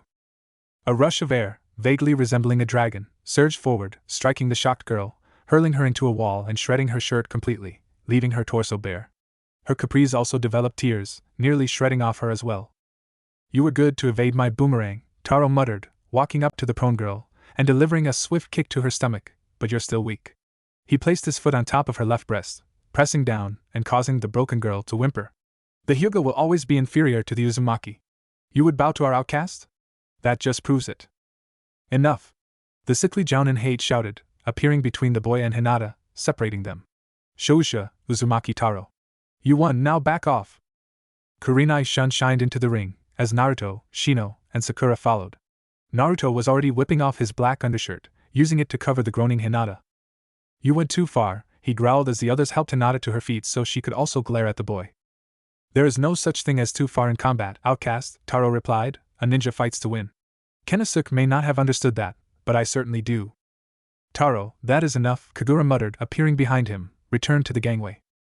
Hold it, Taro, Naruto growled as the pair turned to walk away.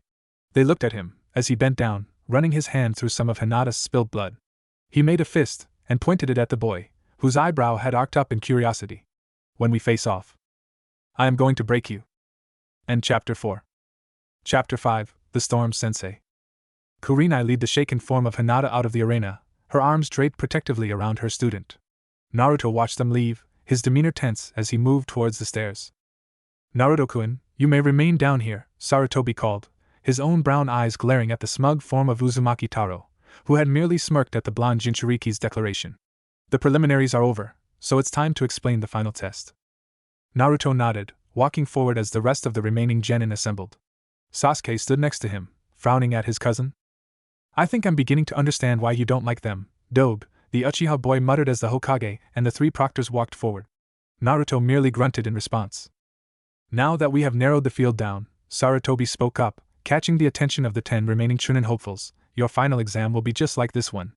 At their confusion, the aged leader smiled. Simply put, the final exam is a tournament in front of the entire village, as well as the Fire Lord, other visiting dignitaries, as well as the Kazekage and myself.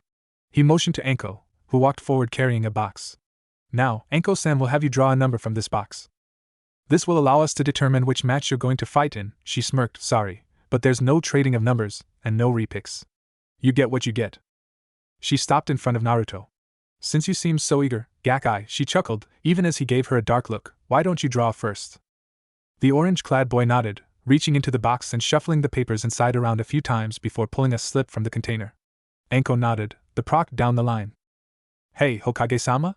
Shikamaru spoke up, after he had drawn his lot. You said this is going to be a tournament, right? That means there can only be one winner at the end. Correct, Shikamaru-kun, Sarutobi replied. Does that mean only one of us can become Chunin? He asked. Not at cough cough all. Hate spoke up as Anko finished the number drawing. We cough gauge your potential cough cough throughout the exam. Your performance cough cough cough will determine if you advance. Hate is correct, Sarutobi continued. Indeed, even those who are eliminated here today could be promoted, and conversely, even those who advance here today could be denied promotion. The blonde Sunanin Tamari frowned. I better get promoted after all this, she thought. My father's plans be buggered. I've earned the right. Sarutobi nodded to Ibiki, who walked forward with a clipboard. Now kids, he grumbled, tell me which number you drew, and I'll show you which match you'll have. His scarred face twisted into a grotesque grin, startling some of the remaining hopefuls. I got one, Naruto muttered. 4, Sasuke continued. 5, Tamari grumbled. 6, Shino replied. 3, Gaara whispered. 2, Taro yawned. 10, Kankuro smirked. 8, Shikamaru said. 9, Niji frowned. 7? Tenten questioned. Ibiki nodded, jotting the information down on the paper. Good, he growled out. Now, here are your matches for the Chunin exam finals. He turned the clipboard towards them, showing off the elimination-style matches. Naruto grinned when he saw the arrangement. Uzumaki Naruto vs. Uzumaki Taro. Uchiha Sasuke vs. Sabaka no Gaara. Sabaka no Tamari vs. Aburame Shino. Tenkawa Tenten vs. Nara Shikamaru. Hyuga Niji vs. Sabaka no Kankuro. Taro right off the bat, huh? The blonde boy thought gleefully. I couldn't have asked for more. Now I must inform you that the exam will not be held immediately, Sarutobi spoke, jarring Naruto from his thoughts. The finals will take place 1 month from now. As you have seen, much was revealed during this preliminary. While the main purpose of this break is to allow the dignitaries time to arrive, it also serves as a time of training and recuperation for you all. Use it wisely. Naruto and Sasuke looked at each other, nodding, before rushing up to Sakura and Kakashi. The silver-haired Jounin sighed. Naruto will need training in order to combat Taro, he thought, but Sasuke's opponent with the curse mark to contend with, he needs extra attention. He frowned beneath his mask. Damn it, how can I solve this? Kakashi-sensei? Sakura asked, as her teammates made their way towards them. Sasuke-kun and Naruto too, how can we help them? The masked genin stared at his pink-haired pupil. That Taro guy, he needs to go down. Naruto will need help, but Sasuke-kun's opponent. I know, he replied. The pink-haired girl sighed. The situation didn't seem good. Jiraiya smirked as his sensei eased himself into his chair. Looks like that lumbago is catching up to you, old man, the white-haired sage chuckled. I told you you should get more vitamins in your diet. Sarutobi gave his former pupil a withering look. Now is not the time for your advice, Jiraiya, he gritted. We both know why I called you here. I heard about the Uchiha boy's mark from Anko, the Sannin replied. A double-layered containment seal should be enough to contain it. If the boy could get back up after such a severe trauma, he's got some strength of will. Strength of will, or desire for revenge? Sarutobi replied. His desire to be strong for himself is guided mostly because of what Itachi did. Power is what he wants, and people will often sacrifice that they would least want to for lesser things. The Toad Sage frowned. I don't think another seal will really help at this point, he answered. The best that can be done is to give him the training needed to match Itachi. While I wouldn't normally recommend it, ANBU training would do the trick. Sarutobi frowned. I'd prefer to avoid that option, he muttered. I won't have another child, even if he or she is a full-fledged ninja, go through that hellish training ever again. Danzo can gripe all he wants, I won't turn children into weapons. A Chunin stuck his head in the door, getting the occupant's attention. Hokage-sama, he greeted. Jiraiya-sama? Hataki-san and his genin team are here to speak with you. Sarutobi smiled. Well, I think I may have another task for you then, Jiraiya, he chuckled. Send them in, Izuru. The Chunin nodded, and the quartet of Team 7 entered the room. Gigi. We gotta talk. Naruto called out, earning a bop on the head from Sakura. Naruto. Show him respect. She growled. Heh, Gigi, I love it. Her inner self chuckled. Ma, calm down you two, the cycloptic Jounin muttered, waving his hands. We came here for a reason. Sasuke grunted, mildly amused by his teammates' actions. I'm guessing it has to do with the matchups, the Hokage questioned. At the trio's nod, he sighed. The matches can't be changed, unfortunately. I don't want them changed. Naruto growled out, I want Taro. He needs to pay for what he did to Hinata. Sakura nodded, her face set into a scowl. What he did was insulting to all kunoichi, she spoke up. It took all Ino and I had not to castrate him right then and there. Sasuke frowned. What was his problem anyway? He muttered, he went after Hinata like it was a personal grudge or something. Strangely enough, it was Jiraiya who replied. In a way it was, he said, the Uzumaki clan and the Hyuga clan have been enemies for generations. The white-haired sage turned to Naruto. I'm surprised you have a problem with it, Uzumaki Naruto. Naruto growled. And why's that, ugly? He replied. Jiraiya was about to respond when Sarutobi interrupted. Jiraiya, you don't know, do you? He asked. Naruto shot a glare at the white-haired ninja, while Sennin turned to the seated Kage. Know what, sensei? He asked. He should know about the grudge. Kagura would have taught him all about it. Everyone stiffened as a surge in killer intent filled the room.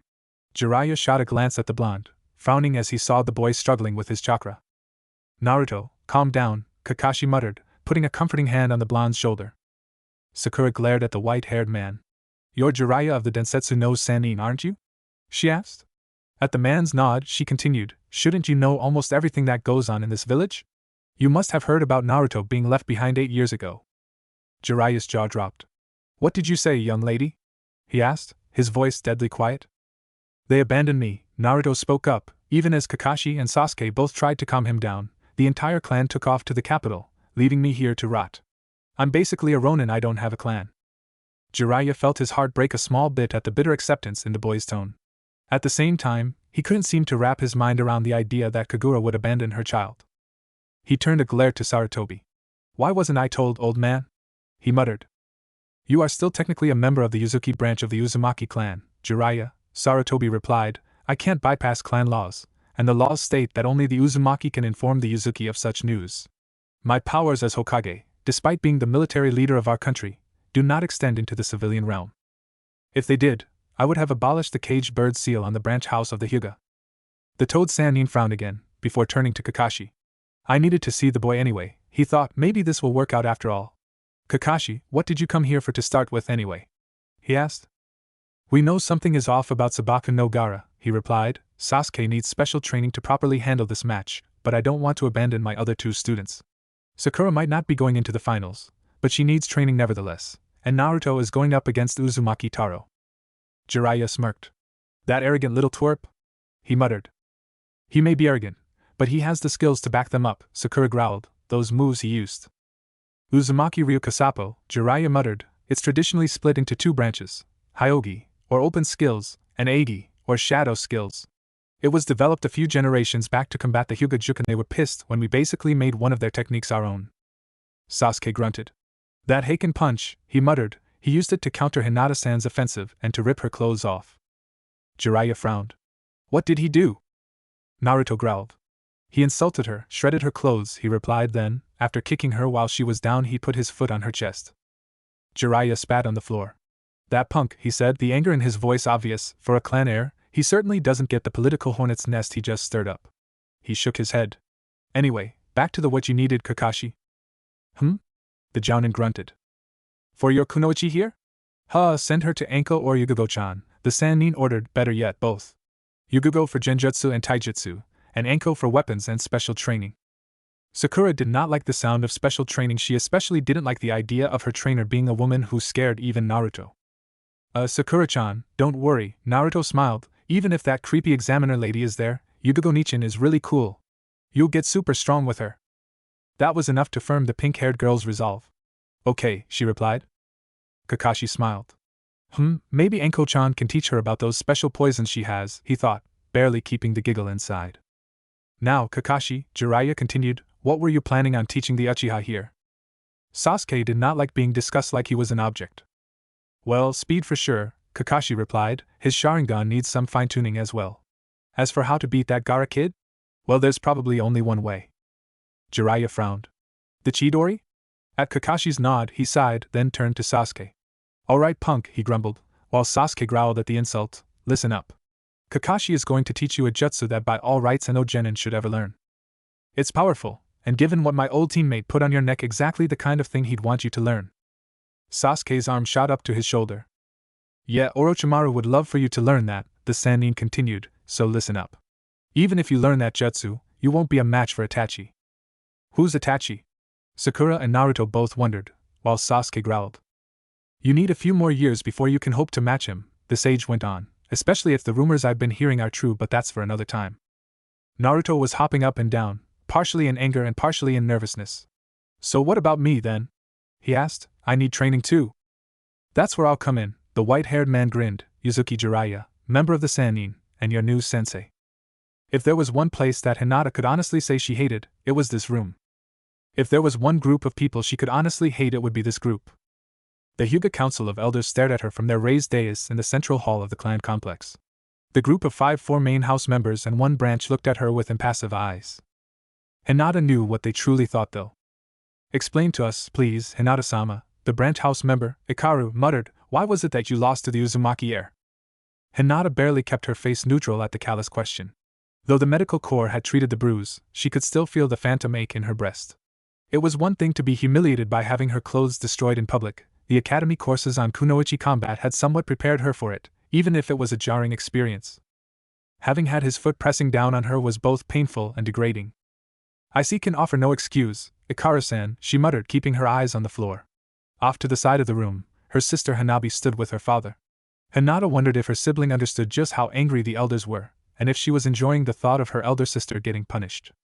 There is hardly a need for excuses, Ikaru-san, the only woman on in the group spoke. I read the report from her Jounin-sensei, and it appears that the boy simply had her beat on taijutsu. We all know what the Uzumaki Ryu is capable of. Be that as it may, Shiori-sama, Ikaru replied, Hinata-sama is the clan heiress. How can the village respect us if our own heiress is stripped and beaten by another clan heir? How could the Fire Lord respect us? Hyuga Shiori was a hardened woman. She had been a part of Sarutobi's genin class, and was hailed, in her prime, as a taijutsu mistress of supreme caliber, as well as possessing a level of chakra control that most medic nins would kill for. It was said that she even tutored the Sannin Tsunade on both control and taijutsu. The elderly woman had seen much, and she had played the political game longer than most. She knew exactly what Ikaru was trying to do. I think that we could turn this to our advantage, she replied. While the Uzumaki are the bodyguards for the daimyo, they have to show a certain level of decorum. Even to their enemies. Hinata frowned as she listened to the woman's words. She wants something, the blue-haired girl wondered, but what? Uzumaki Taro's actions show a remarkable lack of maturity, she continued. While his skills are likely without question, his choice to embarrass Hinata-chan here has given us a chance to make them all pay. I'm curious as to how that could be accomplished, Shiori-san, another of the elders asked. Hinata-chan, do you recall the technique used by the Uzumaki boy when he shredded your jacket? The white-haired woman asked. Why yes, Shiori-sama, she muttered, it seemed like an ordinary punch, but it acted like a vacuum, first pulling forward, then shoving you away. Her father spoke up, finally walking forward. Her sister followed, and the pair knelt next to her, both touching their heads to the floor. Why yes, that is correct, she stuttered, surprised that he would actually speak to her in such a setting. The Heiken technique, Ikaru spat, shocking the two children with his vulgar display, a blatant thumb to our eyes. Ikaru-sama? Hinata asked. The Heiken is a copy, in a sense, of one of our style's more advanced techniques. Another elder spoke. The original technique, the Hack Kusho, is still considered to be the more elegant version, but the Uzumaki clan has it beaten in raw power. Hinata-chan, how did you feel about the Uzumaki boy's words? Shiori continued, you are a member of the strongest clan in Konoha. Did his words strike you? Did they burn in your ears? Hinata frowned, then raised her head to gaze directly into the matron's eyes. I hated them, she whispered. I have always tried to see the good in people. Her thoughts drifted to Naruto, how he had given up his jacket to cover the Yuzuki girl's body, and how he had given his own shirt to cover her embarrassment. I saw no goodness in Uzumaki Taro. He is a monster. Ikaru nodded. Like his whole clan, an arrogant waste of. You are wrong, Ikaru-sama, Hinata interrupted. If anyone was more startled at the shy girl's interruption, it would have been her own father. Hinata, he wondered, inwardly gaping at the girl, while his face remained neutral. Wrong? Ikaru stuttered. What do you mean, Hinata-sama? You yourself said that the other members of his team were arrogant and malicious. I was not talking about them either, Ikaru-sama, the girl interrupted again, this time earning obvious looks of surprise from the elders. Big sister is different now, was the only thought the young Hanabi could materialize. If not them, then whom were you speaking of, Hinata-chan? Shiori asked. She already had a fairly good idea, and she found herself liking the possibilities it presented. Uzumaki Naruto, she small girl replied. That little? Karo stuttered, only to stop himself as Shiori's hand appeared near his heart, a faint blue glow of chakra outlining her fingertips. Keep your tone, Ikara-kun, the elderly woman muttered, and remember the law. Hinata snapped her eyes to the old woman. Law, what law? She wondered. It was not the first time she had heard of something regarding a law around Naruto, and now it seemed very important. He has always been kind, she replied. I have watched him for a long time. He has suffered, but he never gives up. She took a deep breath to calm her nerves again. Talking to the elders like this was exhausting, for some reason. His PR pranks are not malicious, and he's very hard-working. Hayashi found himself nodding. While he had never had any true personal contact with the Kyuubi Jinchuriki, he had seen the boy practicing on his own many times. The boy was a ruffian, and his skills were questionable at best, completely ridiculous at worst, but his drive to succeed had no equal. The Hyuga leader actually admired that in the boy. And now I see, he thought, staring at his eldest child, that is something you admire in him too, isn't it, Hinata? For the longest time I wanted to be like him, the girl kept on, shocking the male elders and her sister, while Shiori and Hayashi looked on. He has strength, not just of the body but of the heart. He has stumbles, and he falls, but he always gets up again. Big sister Hanabi whispered, staring at the girl with something akin to awe. Now I see that he has done all this, even though his clan abandoned him. Hinata actually growled at this, earning a small squeak from Hanabi. We are a divided house, because of that horrible mark that rests on your brow, Ikara-sama. The branch elder frowned, his hand instinctively moving to his covered forehead. But no matter what, we do not abandon our own, Hinata continued. We may not act like it, but I know that we all love each member of this clan. We all want to be a real family again. Shiori saw the unshed tears in the girl's eyes. You just may be the one, she thought. I wonder if you could handle the training. I miss Niji-Nissen, the girl muttered. I want my brother back. I don't want to be a weakling anymore. I want. You want Uzumaki Naruto, Shiori interrupted, shocking everyone and earning a squeak and a flushed face from the clan heiress. The old woman smiled. I too have seen him in the streets, Hinata-chan. I can't say as I understand the attraction, she grinned as the girl squeaked again, but I can see that he has inspired you. Hayashi looked at his daughter. You would have gone to seek training, but not from us, wouldn't have you? He asked. You were afraid we would toss you aside? Hinata's lips trembled, and she turned a hot gaze to her father. But you did toss me aside, she whispered, her voice too choked up to shout. I was there. I heard what you said to Kurenai-sensei. Hayashi frowned. He had been frustrated that day, after a rather disappointing sparring session between his two daughters. What did I do to you, Hinata? He wondered. I know I'm not very good at juken, the small girl continued, firming her voice and holding back the tears. Niji-Nissen is far better than I will ever be, and Hanabi-chan has the potential to surpass him. Everyone was shocked at her open admittance of her shortcoming, and her sister frowned. But you never fight me seriously, big sister. The 7-year-old spoke up. Hinata bowed her head. I can't, she replied. Hayashi frowned. Why not, Hinata? He asked, the elders all wondering the same thing. You have the potential to become good in the style, yet you refuse to use it against an opponent? I do not hesitate against enemies, Hinata replied, but against her? She pointed at the darker-haired girl. Tell me you don't see it, father. Tell me you can't see her face. Shiori nodded. The resemblance, she muttered. If it were possible for white eyes to light up in understanding, Hayashi's would have glowed like the sun at that moment. Resemblance? Hanabi asked, earning a quiet chuckle from two of the elders. How cute, Shiori grinned. I see, Hayashi muttered, you won't fight her because of how much she looks like Shikuko. Hanabi looked over as Hinata nodded. Her sister looked at her, and said something she'd never forget. I couldn't possibly hurt you, Hanabi-chan, she said, you look so much like our mother it just doesn't feel right. The smaller Hyuga girl had never known her mother. Hinata's birth had been difficult, and Hanabi's had been fatal. She had desperately wanted to know the woman who had brought her into the world, but no one would speak to her. I look like Mama? She whispered. Very much so, Hayashi spoke. Your mother had the same hair as Hinata, but face-wise? You are the exacting image of her. Hanabi felt tears brewing in her eyes, and she tried to keep them at bay. She was denied the chance, however, when Hinata wrapped her arms around her. Hinata-chan is right, Shiori muttered, as the two girls comforted each other. For too long this clan has been torn in two. We lost Hizashi because of this mess. I lost my daughter to the seal. We need to change. How? Ikara asked. We start with Hinata, she replied, and we finish with Uzumaki Naruto. The other three elders nodded, and the older woman stood up. Hyuga Hinata, she spoke, getting the sniffling girl's attention, I am personally going to train you for the next few weeks. You are going to become strong enough to even win Naruto-san's attention. Shiori-sama, Hinata stuttered. And the first thing we're going to do, the Hyuga matron frowned, is get rid of that damn stutter. She wasn't sure what he wanted to speak with her about, but Kin knew better than not to answer even in the hospital when Orochimaru called her.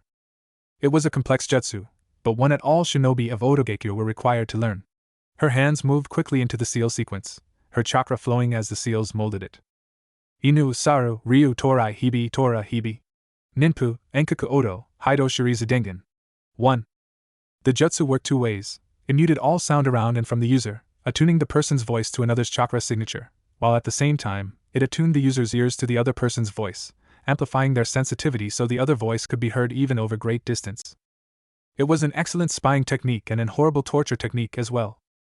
Kin-chan, I am disappointed in your team's performance. The cool voice of her leader echoed throughout her ears. I was expecting the Uzumaki team to be far more dirted than they were. It looked almost as if you didn't even try. My apologies, Orochimaru-sama, she whispered. We did confront them, but decided it was best to not go too far. I felt that, as the other one. I don't care about the other one. The voice roared, causing the girl to cringe in pain. Her hands instinctively covered her ears in a vain attempt to block the voice. The point is that you were to gauge their abilities, yet I received no report. Why did you not report on the group's skills? My lord, we didn't really see much of their skills, she whispered back, trying to keep the whimper of pain from entering her voice. We only really learned of the sword wielder's blade, not his dances or anything else. The Uzuki girl. The Uzuki do not concern me, Kin. The snake Sannin hissed, I know all about them, and they are not worth my attention, not even my old teammate Jiraiya. I have progressed further than anyone can realize. Orochimaru-sama, I can beat them. She whispered, I admit, I was unprepared for that Suna Kunoichi, but the Uzumaki air I can match. I could have beat that Suna girl as well, if I hadn't miscalculated the force of her futon. Excuses, Kin, he replied, a low hiss through the jutsu causing her to shiver in fear. Zaku, Dosu, Yoroi, and Nusumi have served their purposes. You might yet be useful. My lord? She asked, what would you have? Prove your worth to me, Kin, he muttered, a dark tone to his voice. Find the one called Naruto and eliminate him. Why, my lord?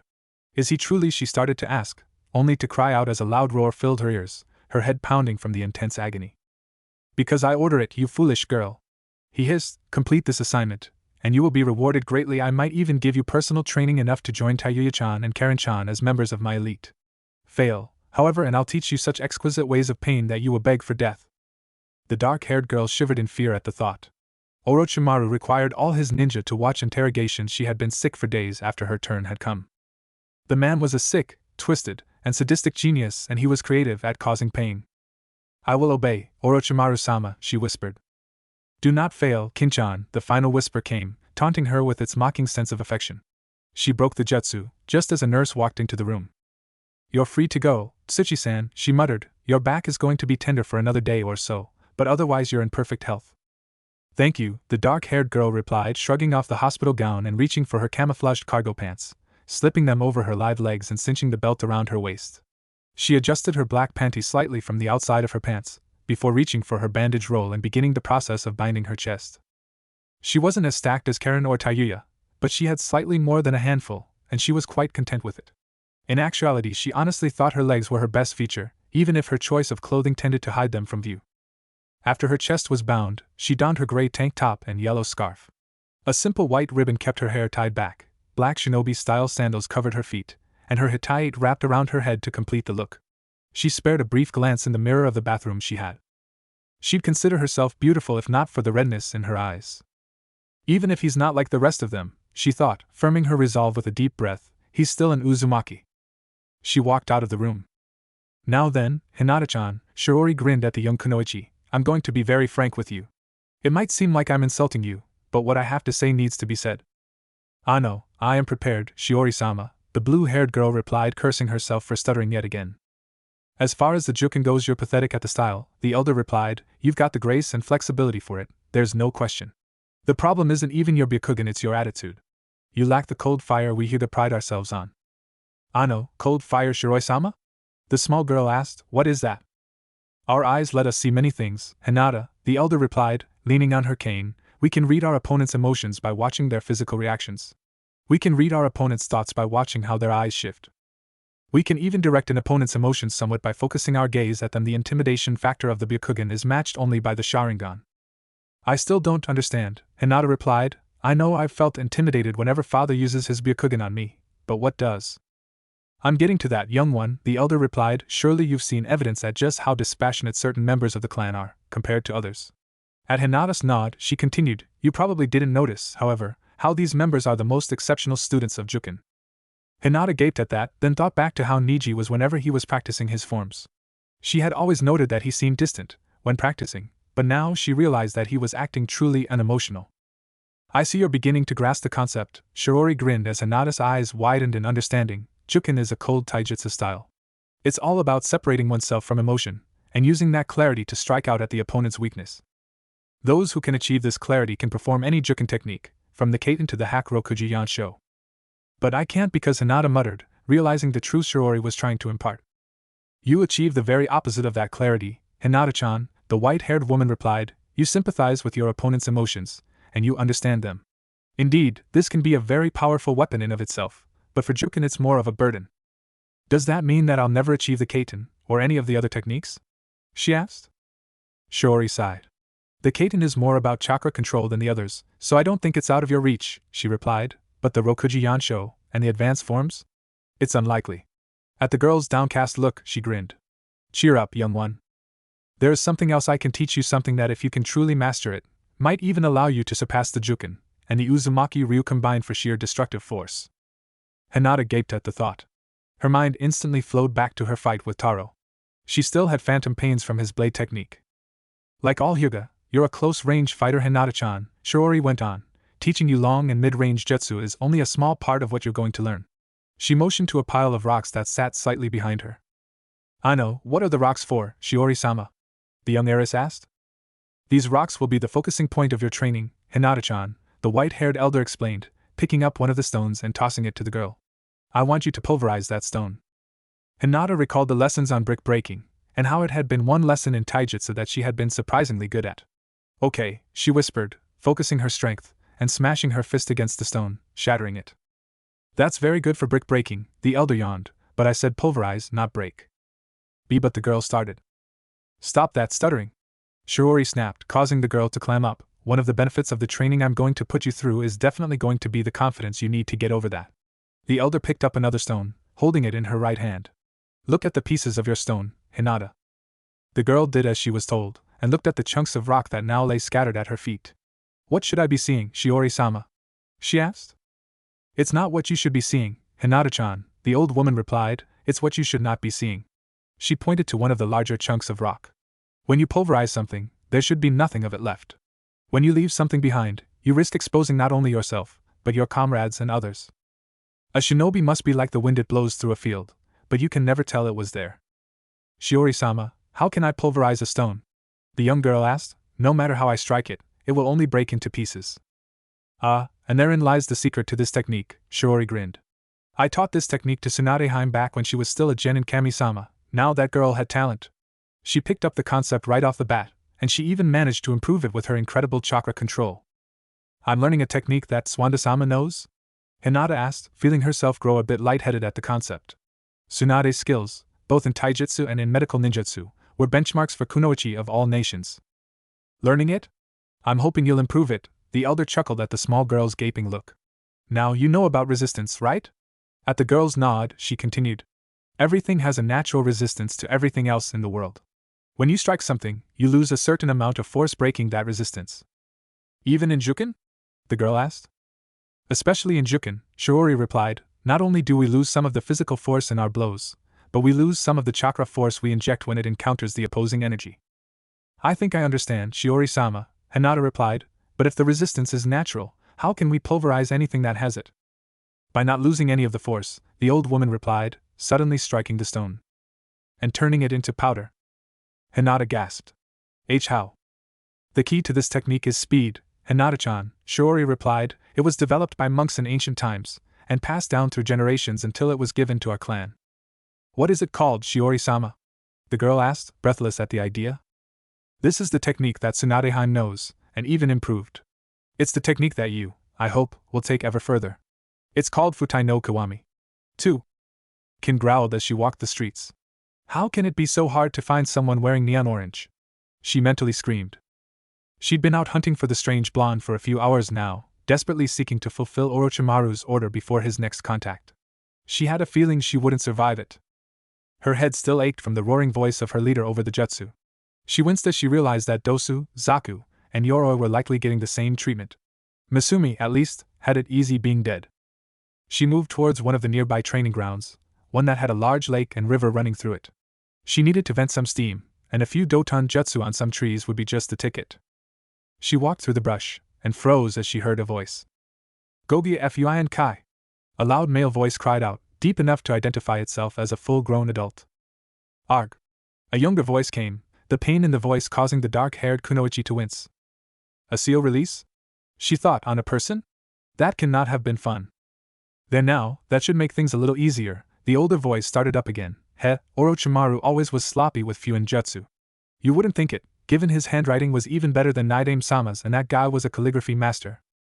That hurt, Yaro-senin. The younger voice cried out, and Kin felt her breath hitch.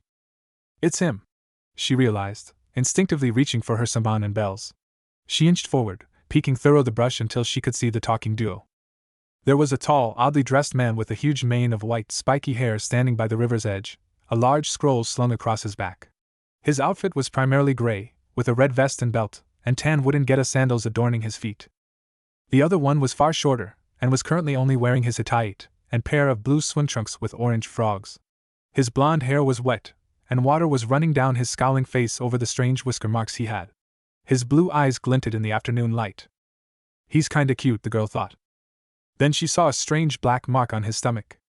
It looked like a seal, with a strange spiral mark in the center, surrounded by symbols stretching out along the plane of his skin. It was very complex, and she wondered if even Orochimaru would know what it was. You could be able to mold your chakra much more easily now, the older man was saying. Try the water walking exercise again. This had better work, Ero-senin, the blonde growled, before walking out on the water. Kin frowned as he did it easily. That's a pretty high-level exercise, she noted. He's not going to be an easy opponent. Hey! It works. Awesome. Or he might just be too stupid to be an opponent, she thought again, sweat dropping as the boy began dancing and leaping about the river's surface. Naruto, that's enough for now. The older man called, we have a lot of work to do, and only a month to get it all done. Okay. The boy replied, leaping back to shore. Now we're going to outline your training, the old man said. It's going to be twofold, but first, let's deal with our guest. A kunai came hurling towards her, and she leapt out of the brush to avoid it, landing a few yards from the scowling duo. Hey! Naruto shouted, you're that girl from the prelims. The one with the sister who was raped and mutilated by your clan. Kin growled, my elder sister, the only one who protected me and Himitsu Tsuchi Saikai. During the war with IWA, am I right? The older man asked. I think I know the group of idiots you're talking about. So it's true? Naruto asked. Kin frowned as she noticed him bow his head like he was ashamed. The older man sighed. Unfortunately, it probably is, he muttered. War is a terrible thing, Naruto. People get hurt, and innocents always get caught in the crossfire. IWA Nins raped and tortured our ninjas, and while Sarutobi-sensei, Yandame-sama, and others tried to prevent it, IWA women were raped and tortured as well. That's horrible, the boy muttered. The old man nodded. You'll likely have to torture people sometimes too, kid, he went on. As a ninja, information is key to survival. If an enemy has information you need, sometimes you'll have to do things you'll hate to get the info out. Even Yandame-sama had to torture people sometimes.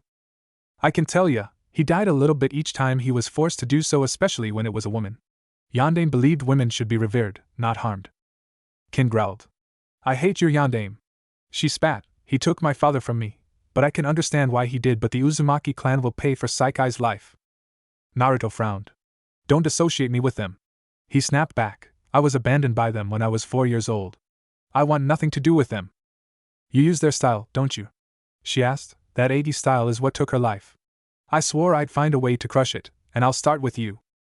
I don't even know it really. The blonde shouted back. I know some theory to it, but anything I create is my own. It doesn't belong to the Uzumaki. I'm nothing like them. Prove it. Kin growled, raising her saban to her face. Fight me. Prove to me you're really different. You're on. Naruto replied, flipping back to his pile of clothing, grabbing his weapons pouches and strapping them to his thighs. He settled down into a loose agi-ready stance. The pair stood silent for a few moments, then rushed forward. The battle began. When she thought hard about it, Sakura realized that Kakashi was doing her a favor by getting her this advanced training. She'd taken the time to read up about the Tokubetsu Jonin Anko, and she had to admit she was impressed with the mission record. After all, how many Jonins did she know who had completed over 40A rank missions?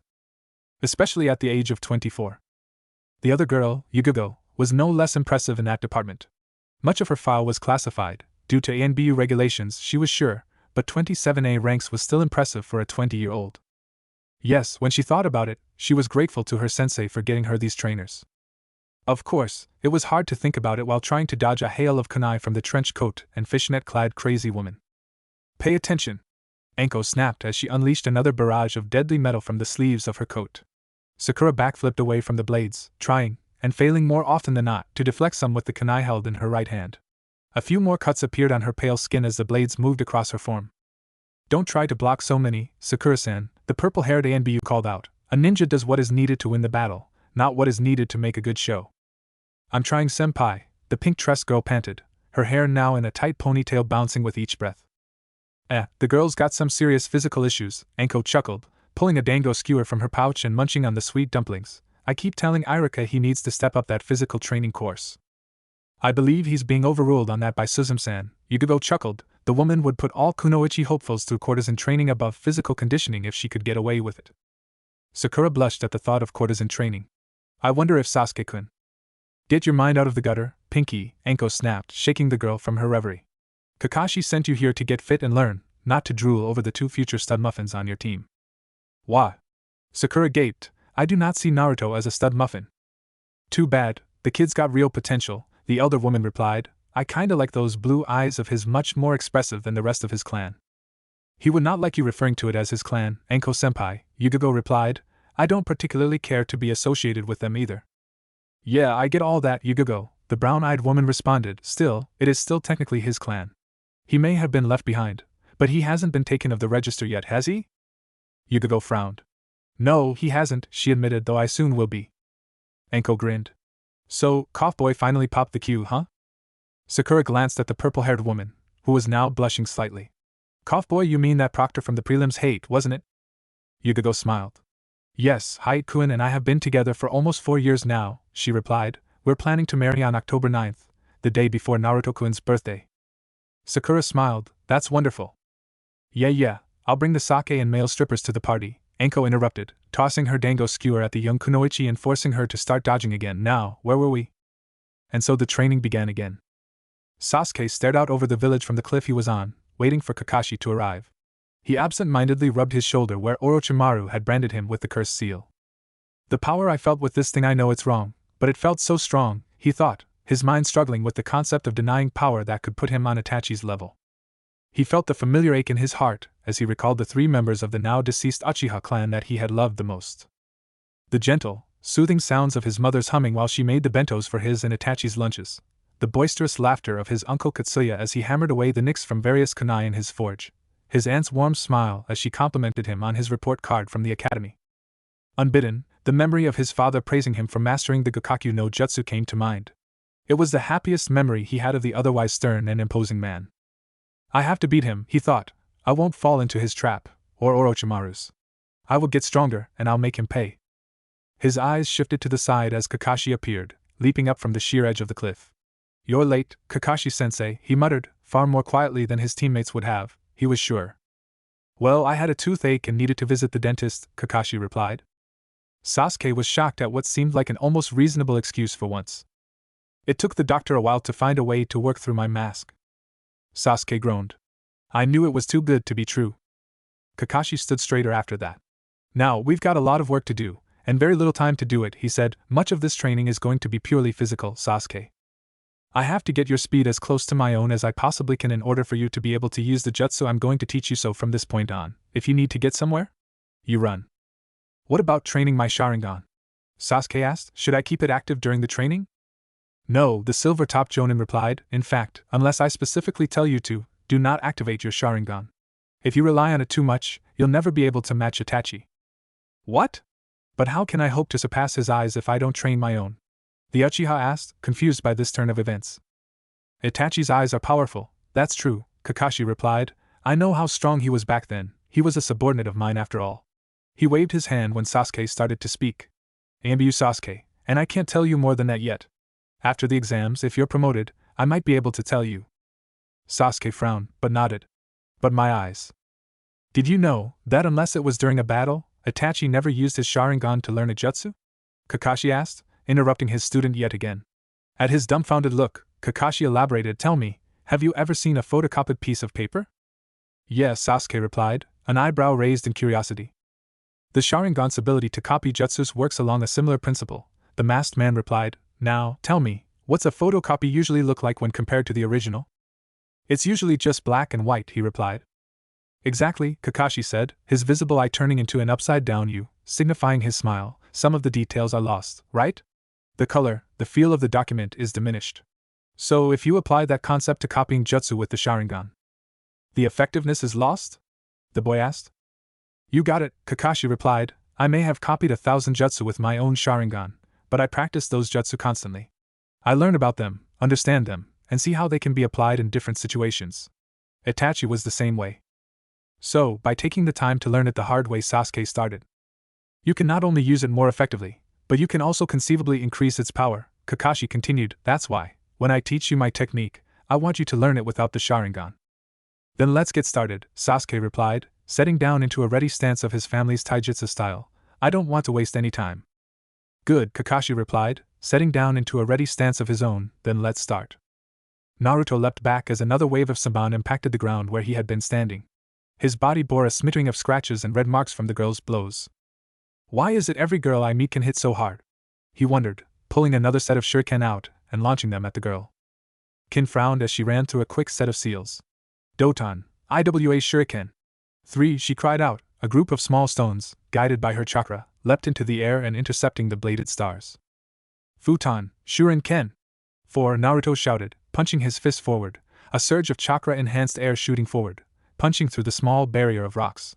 Kin leapt upwards, over the rushing winds and came down next to the blonde. Punch, kick, sweep, leap, grab, knee lift, back fist. It went on for several moments, before the pair separated again, breathing heavily. Kin frowned as Naruto seemed to recover almost instantly, while she could literally feel her muscles burning from the constant exertion. Just how much energy do you have, kid? She growled out. More than most people know what to do with, he replied. I gotta say though, this is kinda fun. He grinned widely. The dark-haired Kunoichi gaped. Fun? She shouted. I'm trying to kill you, and you think it's fun? You could have killed me several times already, Naruto replied, pointing to a few scratches along his body. This one a few centimeters to the left would have punctured my lung, and this one, he pointed to a scratch along the right side of his neck, it would have pierced my artery, or vein, or whichever it is on that side. Kin frowned. So I missed, she growled. You chose to use Senban, Jiraiya spoke up from the side, sipping some sake from a cup. That means that you must have some pretty good accuracy. You missed alright, but you did it on purpose. That snake freak sent you here to kill me, right? Naruto spoke up, shocking the girl. You are an Otonin, and that's his village. It makes sense. Kin frowned. I was ordered to, she admitted, but I came here for my own reasons. You wanted to know if I was different, Naruto replied. You've seen me fight now, what do you think? Kin thought back to the last few minutes. She'd done everything she could think of to force the blonde to use some kind of Agi-style move, and nothing had come about. His taijutsu, the only word she had for it was sloppy. You really don't know it, do you? She asked. I know some theory, like I said, the blonde replied, but I've never been taught anything but the basic stance and some footwork. They left me behind before I could learn anything real. Jiraiya stood up, walking to the bare-chested boy and putting his hand on the boy's shoulders. I can't understand what the elders were thinking, he said, patting the boy's back in an effort to comfort the pain in his heart. But I do know a way you can get back at them. He turned to Kin. First, what hold does my old friend have on you, girl? Kin frowned. Why should I tell you? Because either way you'll have to, Jiraiya replied. You've attacked a Konoha ninja during a peace period. You've got no chance of beating me, so you're basically a prisoner right now. You can tell me, and we can see if I can help or I have to take you to my old student Ibiki. That scary guy from the first exam. Naruto gasped. So he still scares people, huh? Jiraiya grinned, before turning to the girl again with a serious frown on his face. Ibiki is a master of psychology, and torture. He can break people just by staring at them. You can talk to me, and I'll pull some strings, or you can talk to him, and suffer the consequences. I guarantee Orochimaru won't care either way. He sent you here on a suicide mission. Kin growled. But he promised to make you his elite, right? Jiraiya laughed. He did the same thing to another girl in this village, and then he tossed her by the wayside. He doesn't care about his subordinates, girl. He just cares about his games. Erosenin, Naruto spoke up, let us have one last go. He turned to the girl. If I win, you tell us the truth and let us help you. If you win, we let you go. Naruto, Jiraiya muttered, glaring at the blonde.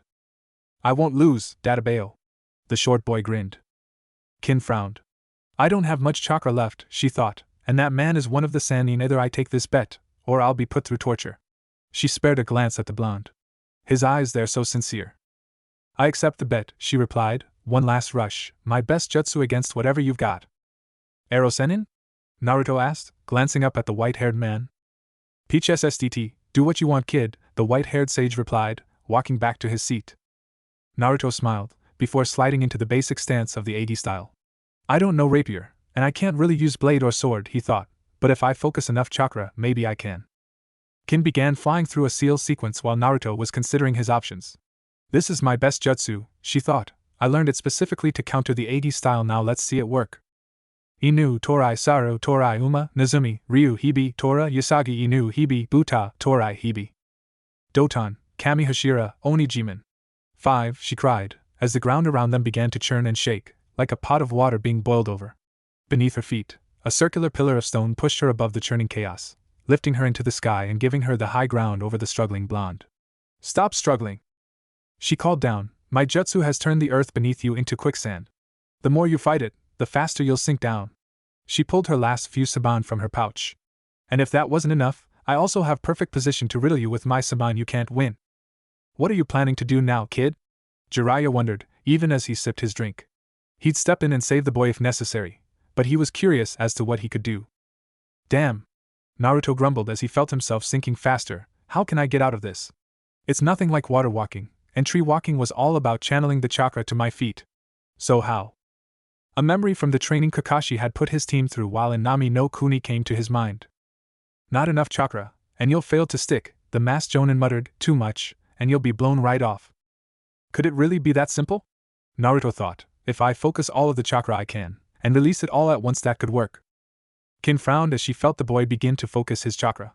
Whatever you're planning, it won't work, she shouted, launching a senbon and piercing his shoulder. He merely grunted at the pain. Why do you keep trying? She cried out, why can't you just give up? Because then I really would be like them. The blonde shouted, a huge burst of chakra exploding from beneath him, launching him from the sand pit. The force of the blast caused him to backflip, another wave of chakra lancing from his foot, streaking at the shocked girl, forcing her to leap from her pillar. What was that? She gasped. What the hell? Jiraiya muttered, shocked by this turn of events. A little too much, the blonde replied, his fingers coming together into his favorite cross seal. Now, to end this fight. Kage Bunshin no Jutsu. 5 copies of the blonde formed in a tight circle around the shocked girl. How? She wondered before one of the clones gave her a hard right hook. You! 3 of the clones slid underneath her, striking up with a series of hard single-leg kneel kicks and launching her into the air. Zu! Ma! Ki!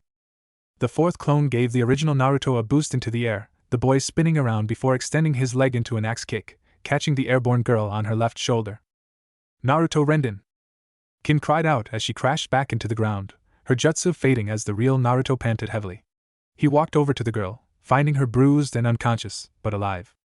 That what did you do just then, kid? Jiraiya asked, checking on the girl as well.